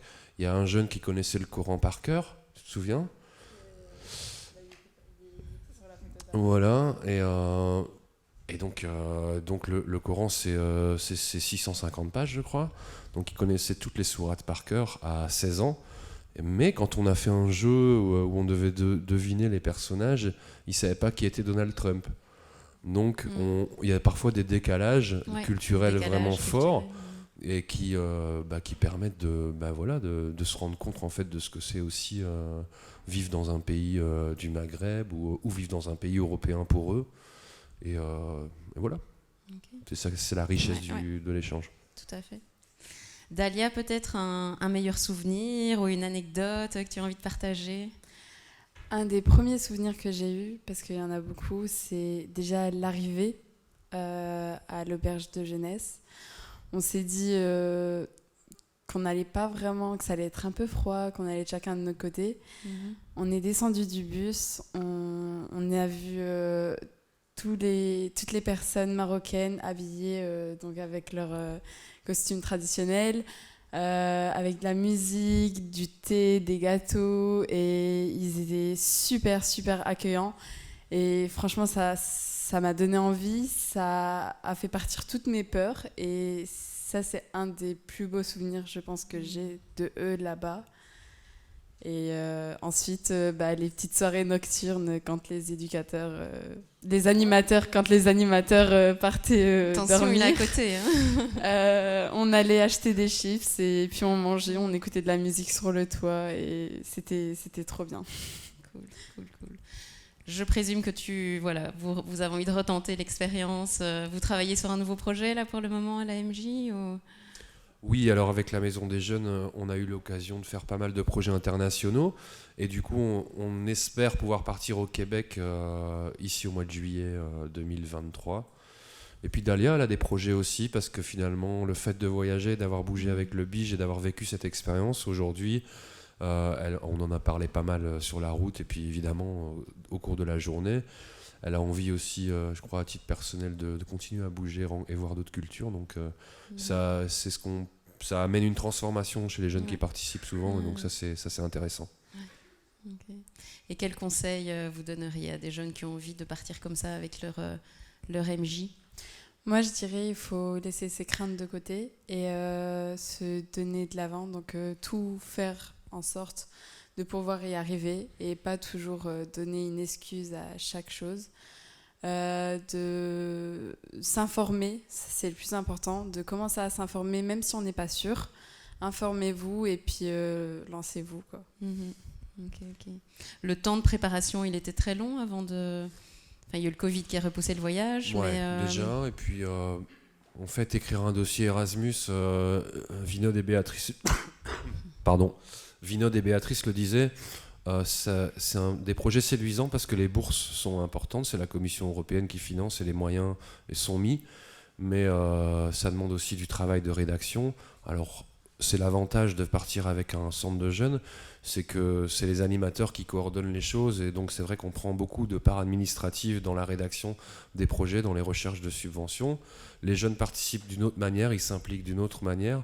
Mais je pense qu'on a monté le projet, on l'a écrit en 2 mois, on l'a trouvé le partenaire en 1 mois, et puis une fois que le projet est écrit, il y a une phase de préparation avec les jeunes. On est allé au musée du monde arabe à Tourcoing, on a essayé d'en savoir plus sur leur culture aussi. Voilà. Donc il y a toute une phase de préparation qui est souvent mise en valeur dans les centres de jeunes aussi. On essaye d'amener cette dynamique pour pas arriver comme ça et dire ah bon, vous parlez arabe, ah bon. Donc voilà, c'est quelques mois de préparation. Pour les jeunes, ça représente, on dirait, 3-4 mois de préparation avant le départ. Donc on s'y met à peu près au mois de mars et pour un voyage en été, quoi. Ok, super. Mais merci beaucoup à tous les deux. Oui, on peut les applaudir, hein, tout à fait. Voilà, maintenant on va passer au témoignage de Sophie. Si tu peux déjà nous expliquer aussi en quelques mots ton séjour, quel type de séjour, combien de temps, etc. Les photos arrivent, voilà. Ouais. Donc bonjour à tous, je m'appelle Sophie et moi il y a 10 ans j'ai candidaté pour faire partie d'un master qui est Erasmus Mundus. Maintenant, c'est regroupé sous l'appellation Erasmus+. Donc, les Erasmus Mundus, en quoi ça consiste pour un étudiant européen? Ça consiste à faire son master universitaire dans 3 universités différentes, dont une hors Europe. Et donc, pour ma part, de 2014 à 2016, je suis partie un semestre à l'université de Toulouse, un semestre à l'université Hosei à Tokyo, au Japon, et 1 an en Allemagne à Wuppertal, donc c'est près de Cologne et Düsseldorf. Ok. Donc c'est 2 ans en tout de séjour à l'étranger, quoi. Ok. Et pourquoi tu as voulu partir? D'où est venue cette envie? Moi, je pense que c'est aussi parce que je suis une personne curieuse qui aime bien de découvrir de nouveaux endroits, de nouvelles cultures, parler une autre langue. Et cette diversité, je ne l'avais peut-être pas forcément dans mon petit coin paisible du Tournésie. J'avais envie de pouvoir partir et de découvrir et de partir avec des étudiants qui viennent du monde entier aussi. Aussi l'envie d'être un peu détaché de ses repères et de se prouver à soi-même qu'on peut y arriver toute seule, se débrouiller seule. De pouvoir aussi prendre confiance en soi parce que c'est comme un nouveau départ finalement, c'est un environnement nouveau où on ne connaît personne. Et donc c'est tout ça qui m'ont donné envie de partir. À côté de ça, d'un point de vue pragmatique, j'ai appris une autre langue, donc l'allemand, et aussi point de vue professionnel, comme ça a été dit, ça peut être valorisé sur un CV, quoi. Oui, tout à fait. C'est une belle expérience à mettre en avant. Qu'est-ce que tu as appris sur toi-même pendant ce séjour à l'étranger? Je pense que le plus gros bénéfice d'un voyage à l'étranger comme ça, c'est de l'ouverture d'esprit, c'est le fait de remettre en question ses propres points de vue, d'être à l'écoute de ce que d'autres peuvent penser, comment la vie est organisée aussi autre part, la culture, etc. Je pense aussi qu'à la suite du séjour, j'ai développé peut-être une fierté d'être belge, parce que quand on est le seul représentant de son pays, on commence aussi à s'intéresser à son histoire, sa culture. Donc il y a ça aussi. Et puis je pense qu'on apprécie aussi le fait de s'ancrer dans un lieu quand on part à l'étranger, et surtout quand on fait plusieurs destinations en peu de temps. On savoure d'autant plus le fait de s'impliquer localement. Ok. Et c'était pas trop difficile de changer comme ça 3 fois de destination, recommencer à chaque fois le logement, la ville, tous les amis Disons, ici, étant donné que c'était dans le programme Erasmus Mundus, le programme était un peu fixé. Je savais quelles étaient mes destinations et avec qui je partais. C'était des personnes qui étaient aussi dans l'Erasmus Mundus avec moi. Après, c'est vrai que ça peut devenir un automatisme quand on change tout le temps de lieu, de se dire, ok, j'arrive dans la ville, comment je fais pour me repérer, pour aller à mon logement. Bon, moi, j'ai eu de la chance pour le Japon que l'université a fait les démarches, a proposé pour moi une chambre dans un établissement. Et alors en Allemagne, j'avais des copains de l'Erasmus Mundus qui avaient déjà un appartement là et une chambre qui s'est libérée. Voilà. Et au Japon, tu parlais quelle langue là-bas? Donc les cours étaient donnés soit en français, soit en anglais, étant donné que c'était un programme franco-allemand. Et donc ça aussi, par rapport à la question du budget, moi j'avais reçu une bourse de l'université franco-allemande et aussi au Japon du gouvernement JASO. Et donc à peu près pour un étudiant européen, un Erasmus Mundus, pour donner un ordre d'idée, c'était à peu près 4-6 000 euros qu'on recevait pour les 2 ans. Pour un étudiant non européen, c'était beaucoup plus, vu que le but de ces programmes, c'était d'attirer les étudiants non européens en Europe. Et donc là, c'était plutôt dans les 20 000 euros pour les 2 ans. Mais donc ça donne une idée un peu peut-être du budget que prévoit en tout cas l'Europe pour un jeune partir dans trois pays européens. Ouais, Et donc voilà, donc moi ici au Japon, oui, c'était en français, en anglais. On était accompagnés d'étudiants japonais qui étaient là et qui nous aidaient également à comprendre, parce qu'en fait, ça c'est aussi quelque chose. Le Japon est un pays développé, mais en fait, il n'y a pas énormément de gens qui savent parler anglais, et donc du coup, la communication se faisait via Google Translate parfois. D'accord. Donc ça, par exemple, la photo du bas à droite, quand je suis partie, j'avais reçu une lettre d'une japonaise qui m'avait écrit. Elle disait si jamais c'est pas trop compréhensible, désolé quoi, parce que ça venait de Google Translate. Il n'y avait pas encore ChatGPT à ce moment-là, mais voilà. Ok. Et tu as pas mal voyagé, découvert aussi quand tu étais là-bas. Tu as eu l'occasion de visiter. Ouais, donc du coup, moi j'ai en fait 3 destinations en une. À Toulouse, je suis plutôt restée dans la ville, découvert la ville, un petit peu Carcassonne quand même, mais c'est plus au Japon que j'ai voyagé, vu que c'était aussi un peu plus dépaysant. Ouais. Donc oui, j'étais à Tokyo, j'ai visité les environs de Tokyo, les différents quartiers. On a été à Osaka, puis ensuite je suis descendue vers Hiroshima, toute la partie sud un petit peu, avant de revenir en Belgique. Ok. Ouais. Et tu voyageais avec d'autres jeunes en Erasmus aussi, ou bien tu partais seule Pour les voyages au Japon, j'étais avec d'autres personnes de l'Erasmus. Mes parents sont aussi venus me rendre visite 1 semaine, 2 semaines. C'est avec eux qu'on est parti plus vers le sud. Mais oui, sinon c'était avec le groupe local qui était au Japon. Des personnes qui étaient dans le même programme que moi. Ouais, ok. Et sur les 2 ans, est-ce que tu es revenu en Belgique de temps en temps, ou bien tu n'es pas... Entre les programmes, oui, parce que par exemple pour Toulouse, donc c'était de septembre à janvier, mais par contre au Japon, en fait la rentrée académique se fait au 1er avril, au mois d'avril. Ah oui, c'est tout à fait décalé. Il y a un petit peu, il y a eu un petit laps de temps entre les deux où j'ai pu retourner.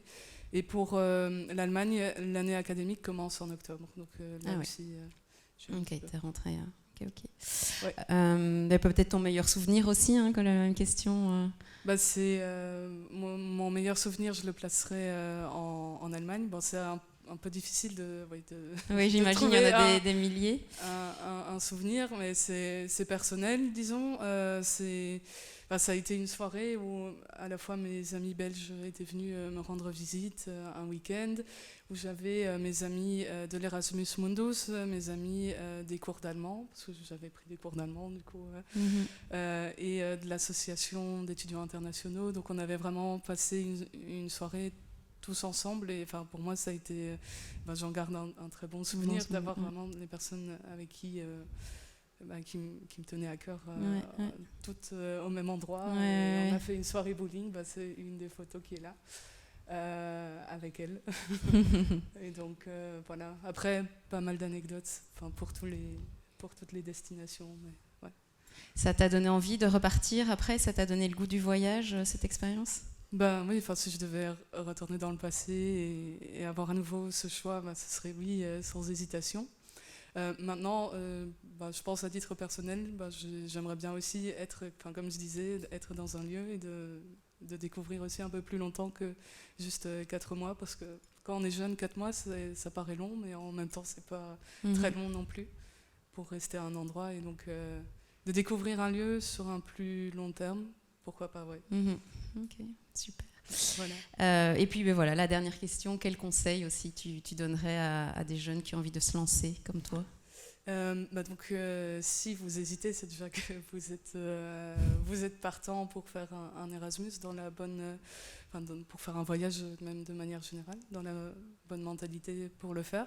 Après, c'est pas non plus une case obligatoire. Il y a des personnalités, il y a des personnes qui n'aiment pas forcément voyager, et c'est très bien aussi. Je pense qu'il ne faut pas non plus dévaloriser ça. Pour ceux qui hésitent, je dirais essayer de transformer le doute en quelque chose de positif. La peur de l'inconnu, voyez-le comme une opportunité d'apprendre quelque chose de nouveau, de vous étonner, de découvrir de nouvelles personnes. Et voilà, donc, et de s'informer, ça aussi. Super. Merci beaucoup. Merci à tous les 3. Si vous avez des questions ici pour Cédo, Dalia ou Sophie, vous pouvez encore les noter. Maintenant, je vais inviter Vinod et Béatrice à nous rejoindre sur scène et on va faire la première partie des questions-réponses. Si vous en avez d'autres, n'hésitez pas, vous pouvez les donner à ma collègue. Elle va récupérer tout ça. Alors, on a eu une première question par rapport au BIJ. Est-ce qu'il faut un diplôme de secondaire pour pouvoir participer à vos programmes? Est-ce qu'il y a des conditions particulières par rapport au diplôme? En principe, non. Tant que vous êtes dans l'âge pour être éligible dans un projet, il ne faut pas absolument avoir un CESS pour pouvoir partir. Dans certains projets, comme par exemple à Artichoc, là on demande quand même un cursus artistique. Dans d'autres projets, il y a des projets où il vaut mieux peut-être avoir un CESS ou un minimum de formation dans le supérieur ou universitaire. Mais c'est ouvert à tout le monde sans diplôme. Ok. Pour Sophie, est-ce que justement pour ta recherche d'emploi, donc après quand tu es revenue, par rapport au CV, on parlait justement de la plus-value, est-ce que ça t'a aidé et comment ça s'est passé pour la suite, une fois que tu es revenue et que tu as commencé à chercher de l'emploi? Ouais, donc oui, c'est valorisé surtout, je dirais en ce moment, je pense qu'il y a une tendance des entreprises à mettre en avant la diversité. Donc au niveau des entretiens, ça permet quand même d'avoir un atout, de dire je suis partie à l'étranger, ça permet de mettre en avant le fait que vous pouvez vous adapter à des environnements différents, que vous pouvez apprendre et donc facilement changer de contexte, de pouvoir aussi parler une autre langue, de pouvoir aussi pouvoir travailler finalement dans une équipe avec des personnes qui ne pensent pas forcément comme vous. Donc du coup, c'est un atout à mettre en valeur au niveau du CV, dans les entretiens. Et c'est quelque chose qui est très apprécié, surtout maintenant, oui. Ok, merci.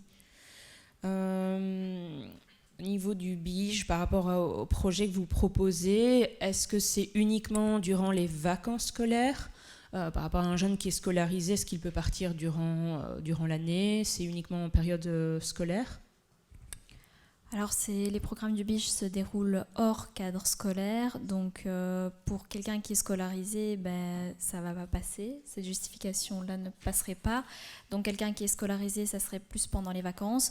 Maintenant, quelqu'un qui n'est pas scolarisé, il part quand il veut, il est libre dans ses choix. Ok.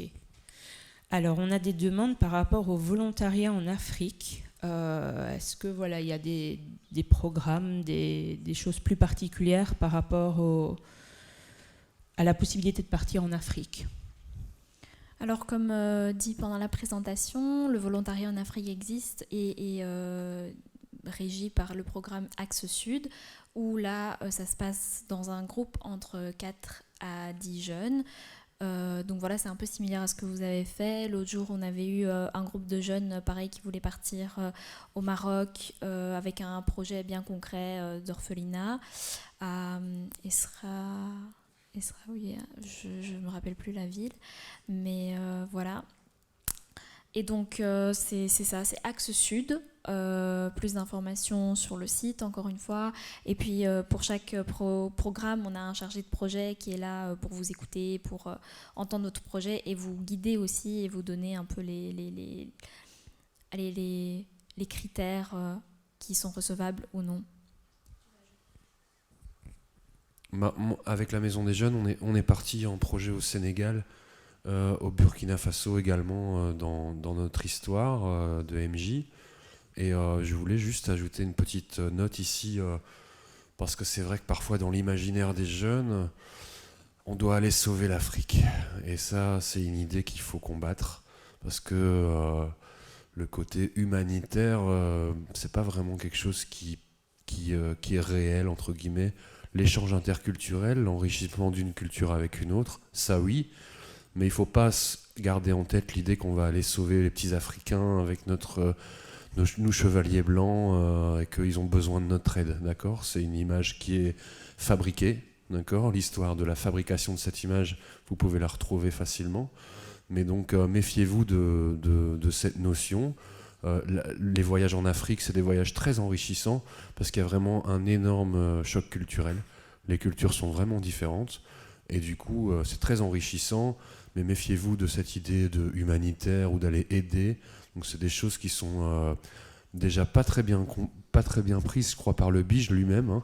C'est un terme qui est à proscrire pour avoir une bourse et donc c'est quelque chose à garder en tête. Et puis c'est de toute façon quelque chose auquel je crois aussi. Personnellement, méfiez-vous de ce genre d'attitude et de pensée. Donc on y va en Afrique pour passer du temps avec eux, découvrir leur culture. Parfois ça peut être dans des projets positifs pour la société là-bas, des orphelinats, des centres de santé et tout, mais on ne va pas non plus sauver nous, petits blancs, sauver l'Afrique. Enfin voilà, c'est des images qu'il faut combattre aussi, et je pense que c'est l'occasion de le dire ici aussi. Oui, merci beaucoup d'avoir précisé ça. C'est ça, volontariat dans un projet positif, oui, humanitaire, non. Donc, voilà. Okay. Alors, comment les groupes sont formés ? Comment les groupes sont constitués ? Est-ce qu'il y a un nombre de places limité ? Est-ce qu'il y a des critères particuliers pour pouvoir être acceptés ? Les groupes, ils peuvent se former eux-mêmes, en fait, tout simplement. Donc, comme une maison de jeunes qui réalise un projet. Un projet, il faut savoir aussi, quand on appelle un projet, le projet peut durer une année complète, mais l'activité sur place, 2 semaines, je ne sais pas, c'est ce que vous aviez eu comme cas aussi. Donc, le groupe, c'est vous qui le construisez comme vous voulez. Parfois, vous pouvez aussi faire un projet à 2, mais en toute autonomie, comme je le disais tout à l'heure, d'un côté une personne, de l'autre personne, et partir ensemble. Ça, c'est faisable aussi. Oui, j'allais faire le lien avec la MJ. Ouais, donc si vous avez un groupe constitué d'amis et que vous avez envie de faire un projet, les centres de jeunes, c'est aussi des endroits où vous pouvez avoir un accompagnement. Vous pouvez rester autonome, mais on va être désigné comme parrain de votre groupe, et du coup vous allez avoir des facilités aussi pour... vous allez bénéficier de notre expérience, de nos conseils, et puis aussi vous allez parfois être mieux compris par des institutions supérieures comme le BIJ et tout, si vous avez des parrains comme les centres de jeunes qui peuvent vous accompagner. Parce que le BIJ forme les animateurs et les maisons de jeunes, effectivement. Alors pour Sophie, par rapport au programme donc Erasmus, est-ce que tu avais le choix entre beaucoup de pays ? C'est toi qui as pu choisir, on te les a imposés ou... Non, donc j'avais une liste de pays. Mais moi, on m'avait assigné le Japon et moi, ça me convenait très bien. Donc j'avais le choix entre le Japon, entre le Brésil et alors les États-Unis. Mais je pense que l'année où j'étais partie aux États-Unis, c'était gelé. Donc finalement, c'était entre le Brésil et le Japon. Et pour moi, c'était On m'a proposé en fait un schéma de mobilité et ensuite j'accepte ou pas. Alors, par rapport aux demandes de bourse, justement, on se demande un peu s'il y a beaucoup de démarches administratives, si c'est long, si c'est contraignant, et si voilà, on est sûr au fait, d'avoir une bourse à la fin. Est-ce qu'il y a une sélection précise? Voilà. Donc, en gros, pour les projets classiques du BIGE, savoir tremplin langue, tremplin job, etc., à partir du moment où vous vous identifiez sur le e-BIGE, sur notre site, vous êtes en rédaction, on vous aide à partir de ce moment-là. Le projet doit être déposé un premier du mois pour pouvoir en bénéficier 6 semaines plus tard. Donc, disons que le prochain projet, c'est le 1er mars, vous pourriez partir mi-avril. Si, et seulement si, il est éligible. À savoir que quand votre projet est déposé, pourquoi tant de temps? Parce que là, tout à l'heure, notre collègue d'Inforjeune parlait de ça aussi. Il faut tout le côté administratif, ça c'est une première chose. Et il y a un comité externe qui quand même juge votre projet. Je prends toujours ce bête exemple. Vous allez faire un tremplin langue en Angleterre dans une ferme à planter du maïs. Vous n'allez pas apprendre l'anglais avec le maïs. Ça c'est clair. Donc il doit être cohérent et à partir de ce moment-là, il est éligible. C'est pas long à faire. Ça a l'air parfois barbare pour les jeunes. Il y a le côté administratif, je le sais. Il y a la préparation d'un CV, d'une lettre de motivation. Écrire une lettre de motivation à la structure d'accueil. Mais c'est tout à fait faisable. Alors, pour Carpe, selon vous, voilà, quelle est la plus-value de partir en groupe? Partir à plusieurs. Vous étiez partis à combien exactement? On était 8, je crois. Bah oui, on était 8. Mais j'ai pas très bien compris la question. La plus-value, voilà, partir en groupe par rapport au fait de partir seul, quel est l'avantage? Je pense que partir en groupe, c'est mieux parce que du coup, on est moins stressé de devoir être seul, de peut-être pas savoir comment réagir, peut-être pas savoir comment faire. Là, on a plusieurs, on peut s'entraider, on peut apprendre ensemble, s'amuser ensemble et puis c'est toujours mieux d'être à deux. Mais après, je dis pas non plus que être seul, c'est pas bien. Je parle juste de mon expérience à moi. Parfois, ça peut être dur aussi parce qu'on n'est pas forcément tous pareils, qu'on ne peut pas être d'accord tous sur le même point de vue. Donc, ça se peut que des fois, il y ait quelques disputes. Mais on arrive toujours à s'arranger. Donc voilà, on a fait le tour des questions. Merci à tous. Je vais laisser la place maintenant à Héloïse qui va vous proposer une dernière présentation sur un petit récapitulatif des séjours et quelques sites d'information pour continuer à vous informer. Merci. Bonjour à tous, donc, je m'appelle Héloïse, je travaille au CIEP de Moucron, je suis informatrice et conseillère d'orientation. Je vais conclure un petit peu cet après-midi d'information concernant les séjours à l'étranger. Je vais vous parler principalement de 2 choses. Les possibilités de séjour. Marie nous en a brièvement parlé lors de la première intervention avec cet aperçu des 7 possibilités. On va revenir un petit peu plus sur ces 7 possibilités. Et vous allez les retrouver dans le petit carnet que Infojeune a écrit, qui est disponible dans le couloir, mais je pense que la plupart d'entre vous l'ont déjà pris. Et ensuite, on va, je vais aussi vous expliquer, vous montrer des outils, des sites internet sur lesquels vous pouvez vous informer. Là, pareil, on a une petite brochure qui a été créée exprès pour l'événement aujourd'hui, qui va reprendre ces différents sites. Donc, ne vous inquiétez pas si vous ne savez pas les noter. Ce sera aussi repris dans une brochure. On en a déjà parlé beaucoup depuis le début de l'après-midi. Pour choisir son type de séjour, il faut réfléchir à différentes choses. Son objectif, sa motivation, son envie, pourquoi je veux partir. Il y a plein d'exemples. On peut partir parce qu'on veut apprendre une langue, parce qu'on veut faire un volontariat, parce qu'on veut également découvrir une culture. Certains jeunes partent parfois dans des pays francophones, parce que ce n'est pas le but d'apprendre une autre langue, mais vraiment le but de rencontrer des personnes et de vraiment découvrir des nouvelles choses. Il est important aussi de penser à la destination, où j'ai envie de partir, dans quel pays, quelle est la durée de mon voyage, et puis la langue que l'on veut apprendre. Et donc là, on va donc découvrir plus en détail ces 7 possibilités. Le premier, ce sont les séjours pour les moins de 18 ans. Donc là, plutôt pour les adolescents. Ce sont des séjours réalisés généralement durant les vacances scolaires. On peut partir 1 ou plusieurs semaines. On vous a mis à chaque fois quelques exemples. On peut partir en immersion dans une famille, ce qui se fait parfois même via l'école secondaire. Parfois, ça arrive aussi qu'on peut comme ça partir en immersion. On peut faire un séjour où on va apprendre une langue et en même temps faire des activités soit sportives ou culturelles. Et on peut faire du volontariat, on en a pas mal parlé, soit seul, soit en groupe. C'est vraiment aller aider les autres. On peut partir en secondaire, souvent c'est assez connu, faire une deuxième réto. On a eu l'exemple d'Eva tout à l'heure qui nous expliquait ça.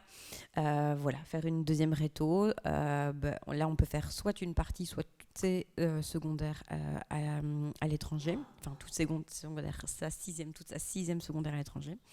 On peut partir avec un organisme. Ce qu'on connaît moins aussi, c'est le compagnonnage.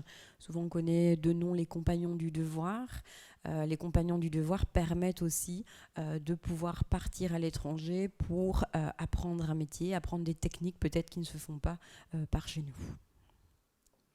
En supérieur, là on a l'exemple de Sophie. Là on peut faire plein de choses. On peut faire une partie des études à l'étranger. On peut faire toutes ces études. On peut aussi décider de commencer directement des études à l'étranger. On peut faire des stages dans des universités d'été.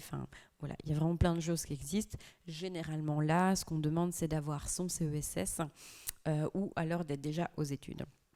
Je ne vais pas revenir plus dessus, on a parlé déjà d'Erasmus+, les cours d'été, les stages, etc. On peut aussi suivre des cours de langue, donc ça arrive aussi pas mal, c'est de partir à l'étranger où on suit un cours intensif, des cours intensifs de langue. On a par exemple 20 heures de cours de langue par semaine, et puis ça nous laisse le reste du temps pour pouvoir découvrir le pays, découvrir la culture. Ça peut durer quelques semaines ou plusieurs mois, et là on peut partir aussi bien si on est étudiant, demandeur d'emploi, travailleur. Quand on fait cela, on peut aussi choisir parfois d'avoir des cours de langue assez spécifiques. Par exemple, on va partir pour essayer d'apprendre plutôt l'anglais des affaires ou apprendre le langage en lien avec le côté scientifique. On peut vraiment avoir des différentes choses. Et ça permet aussi de se préparer aux tests internationaux. Donc parfois pour certains emplois, pour certaines choses, on vous demande d'avoir un certain niveau de langue. De tête, je dirais, il y a le TOEFL. Je regarde ma collègue, qui me confirme bien que c'est ça. Il y en a un autre, mais j'ai aussi oublié le nom.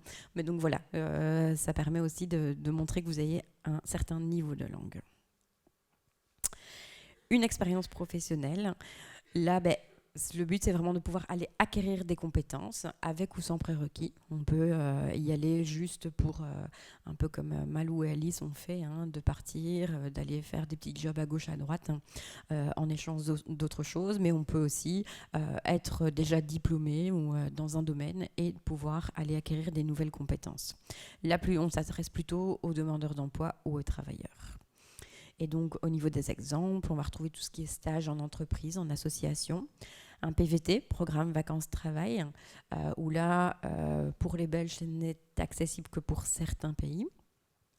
Et on peut aussi, comme je vous ai travaillé à l'étranger en tant que saisonnier, aller cueillir des fraises, aller... je ne sais pas si on pourrait faire d'autres, tailler des haies, etc. On peut aussi décider de développer son entreprise à l'étranger. Et puis, on peut aussi tout à fait aller enseigner. Ça arrive aussi qu'il y a parfois des personnes qui décident d'aller apprendre le français dans un autre pays. Donc, on donne cours de français pour des personnes qui ne le parlent pas à la base. Le volontariat. Alors là, voilà, vraiment, il faut avoir envie de rencontre, de découverte, de curiosité. C'est vraiment apporter sa pierre à l'édifice. Et souvent, la seule chose qu'on demande, c'est d'être motivé. La motivation permet de faire beaucoup de choses. Alors là, on va retrouver des chantiers en groupe, avec un groupe de volontaires, et tout ce qui est séjour win-win, avec tout ce qui est ce qu'on parlait tout à l'heure de j'aide, et donc je suis nourrie, logée, blanchie. Et puis la dernière catégorie, les autres types de séjours. Là, on va retrouver les jeunes au pair. Partir pour s'occuper d'enfants. Généralement, on peut aussi demander aux jeunes de faire certaines tâches ménagères. Généralement, quand on fait ça, on a une partie de temps libre. Ça nous permet à nouveau d'être nourris, logés, blanchis, et puis d'avoir directement un contact dans le pays où on souhaite aller. On peut faire des échanges en groupe de jeunes, comme le témoignage de Cédo et de Dalia tout à l'heure. Une maison de jeunes, un mouvement de jeunesse. N'hésitez pas, si vous faites partie des scouts du Patro, de pouvoir aussi avoir une bourse pour pouvoir le faire. Et on peut aussi voyager librement dans le monde, prendre son sac à dos et puis partir à la découverte du monde. 3 mois, 6 mois, 1 an, 2 ans ou même plus. Voilà, donc je vous ai fait un peu le tour de toutes les possibilités. Donc comme je vous disais que vous retrouvez ça dans le petit carnet écrit par un fort jeune hâte. On va maintenant un peu faire le tour de différents sites sur lesquels vous allez vraiment pouvoir retrouver pas mal d'informations. Alors le premier s'appelle mobilitédesjeunes.be. Et là, on va vraiment retrouver des informations pour mettre en place un projet international. Et donc, vous allez avoir des informations sur les programmes qui existent pour financer votre projet, sur les formalités à accomplir pour conserver vos droits, et aussi sur les différents éléments à prendre en compte avant et pendant votre séjour. Donc, on vous a mis un peu à chaque fois une capture d'écran des sites, comme ça vous voyez un petit peu à quoi ça ressemble. Le deuxième site s'appelle enviedailleurs.be, où vous allez retrouver des témoignages de jeunes qui sont partis dans toutes sortes de pays pour toutes sortes de séjours. Et vous allez également retrouver sur ce site-là un agenda avec les différents éléments liés à la mobilité internationale. Le site langue.siep.be. Là, on est plutôt sur un outil de recherche. Ça veut dire que sur ce site-là, vous allez pouvoir retrouver une base de données. Et donc, comme vous voyez dans la capture d'écran, il y a la possibilité de retrouver des cours, des stages, des séjours résidentiels, des écoles, des organismes ou des cours à distance. Donc là, ça va fonctionner comme une base de données. Vous allez rentrer la langue que vous voulez apprendre, dans quel pays vous voulez l'apprendre, quel type de séjour et qui vous êtes. Est-ce que vous êtes encore élève dans le secondaire? Est-ce que vous êtes plutôt adulte, travailleur? Et ça va vous permettre alors d'avoir une liste des différents organismes que vous pouvez contacter pour faire le séjour dont vous rêvez par rapport aux critères choisis. Le site diplomatiebelgium.be, ça c'est le site du ministère belge des Affaires étrangères. Là plutôt le site pratique pour trouver les informations, les documents de voyage officiels, avoir aussi toutes les précautions à prendre concernant la santé et l'hygiène, par rapport à, par exemple, les vaccins qu'on doit faire pour aller dans certains pays, savoir aussi que dans certains pays on ne peut pas boire l'eau du robinet. Voilà, donc là on va retrouver vraiment toutes ces informations-là sur le site. Il y a également la liste de tous les consulats et ambassades belges à l'étranger. On ne sait jamais s'il y a un pépin lors de votre voyage, ça peut toujours être utile. La petite brochure dont je vous parle depuis le temps tout à l'heure, que vous allez retrouver ici. Et donc, voilà, les questions à se poser avant le départ, dont Marie nous a fait l'information tout à l'heure, les informations sur les droits des jeunes, les statuts, etc., des contacts utiles et toutes les possibilités de séjour. Et puis, voilà, on va aussi pouvoir trouver des informations sur un pays. C'est important aussi quand on part, on aime bien peut-être savoir, comme Cédo disait tout à l'heure, dans tel pays, on va peut-être retrouver telle culture ou telle chose. Et donc, où on va trouver ces informations sur les pays, soit directement sur le site officiel du pays, mais on peut aussi faire appel aux réseaux sociaux. Donc sur les réseaux sociaux, on va pouvoir s'informer sur un pays, on va pouvoir retrouver des groupes d'expatriés, si on cherche une colocation, si on cherche les bons plans, les choses à voir, on va pouvoir retrouver ça sur pas mal de choses, donc des blogs, des comptes TikTok, Instagram ou des groupes de discussion sur Facebook. Voilà, voilà.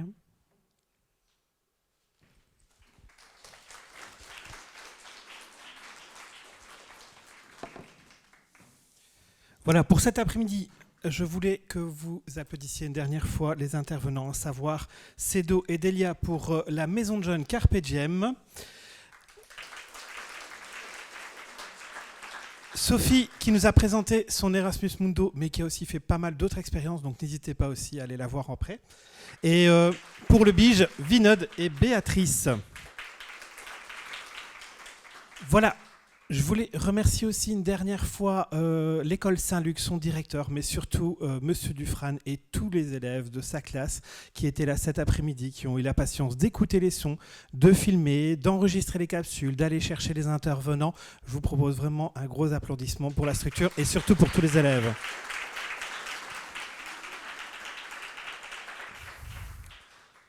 Voilà, alors, si jamais, en sortant d'ici, vous avez encore une question qui vous vient, zut, j'ai oublié de la poser, ne vous inquiétez pas. Vous savez qu'en Wallonie-Picarde et à travers toute la Fédération de Bruxelles, vous avez des services. Le BIGE, les centres d'information jeunesse qui sont ici dans la région, Infor-Jeune, Infor-Jeune Tournai et l'équipe du CIEP de Moucron reste à votre service. N'hésitez pas à nous envoyer un mail, à nous téléphoner ou encore mieux, à venir nous voir ou voir nos collègues lors d'une permanence. N'hésitez pas à contacter Vinod, Béatrice et tous les collègues du BIGE qui se font un plaisir, comme ils sont venus aujourd'hui, de vous aider, de vous aiguiller, voire éventuellement même de vous accompagner dans le projet. On peut y aller. Un petit verre peut-être, et puis voilà, et puis vous aider quand vous voulez. Ok, ça marche. Bravo. Nous, parce qu'on va rester. Pour les gars, on reste. Ah, pour les gars, on va rester. Oui. Voilà, voilà.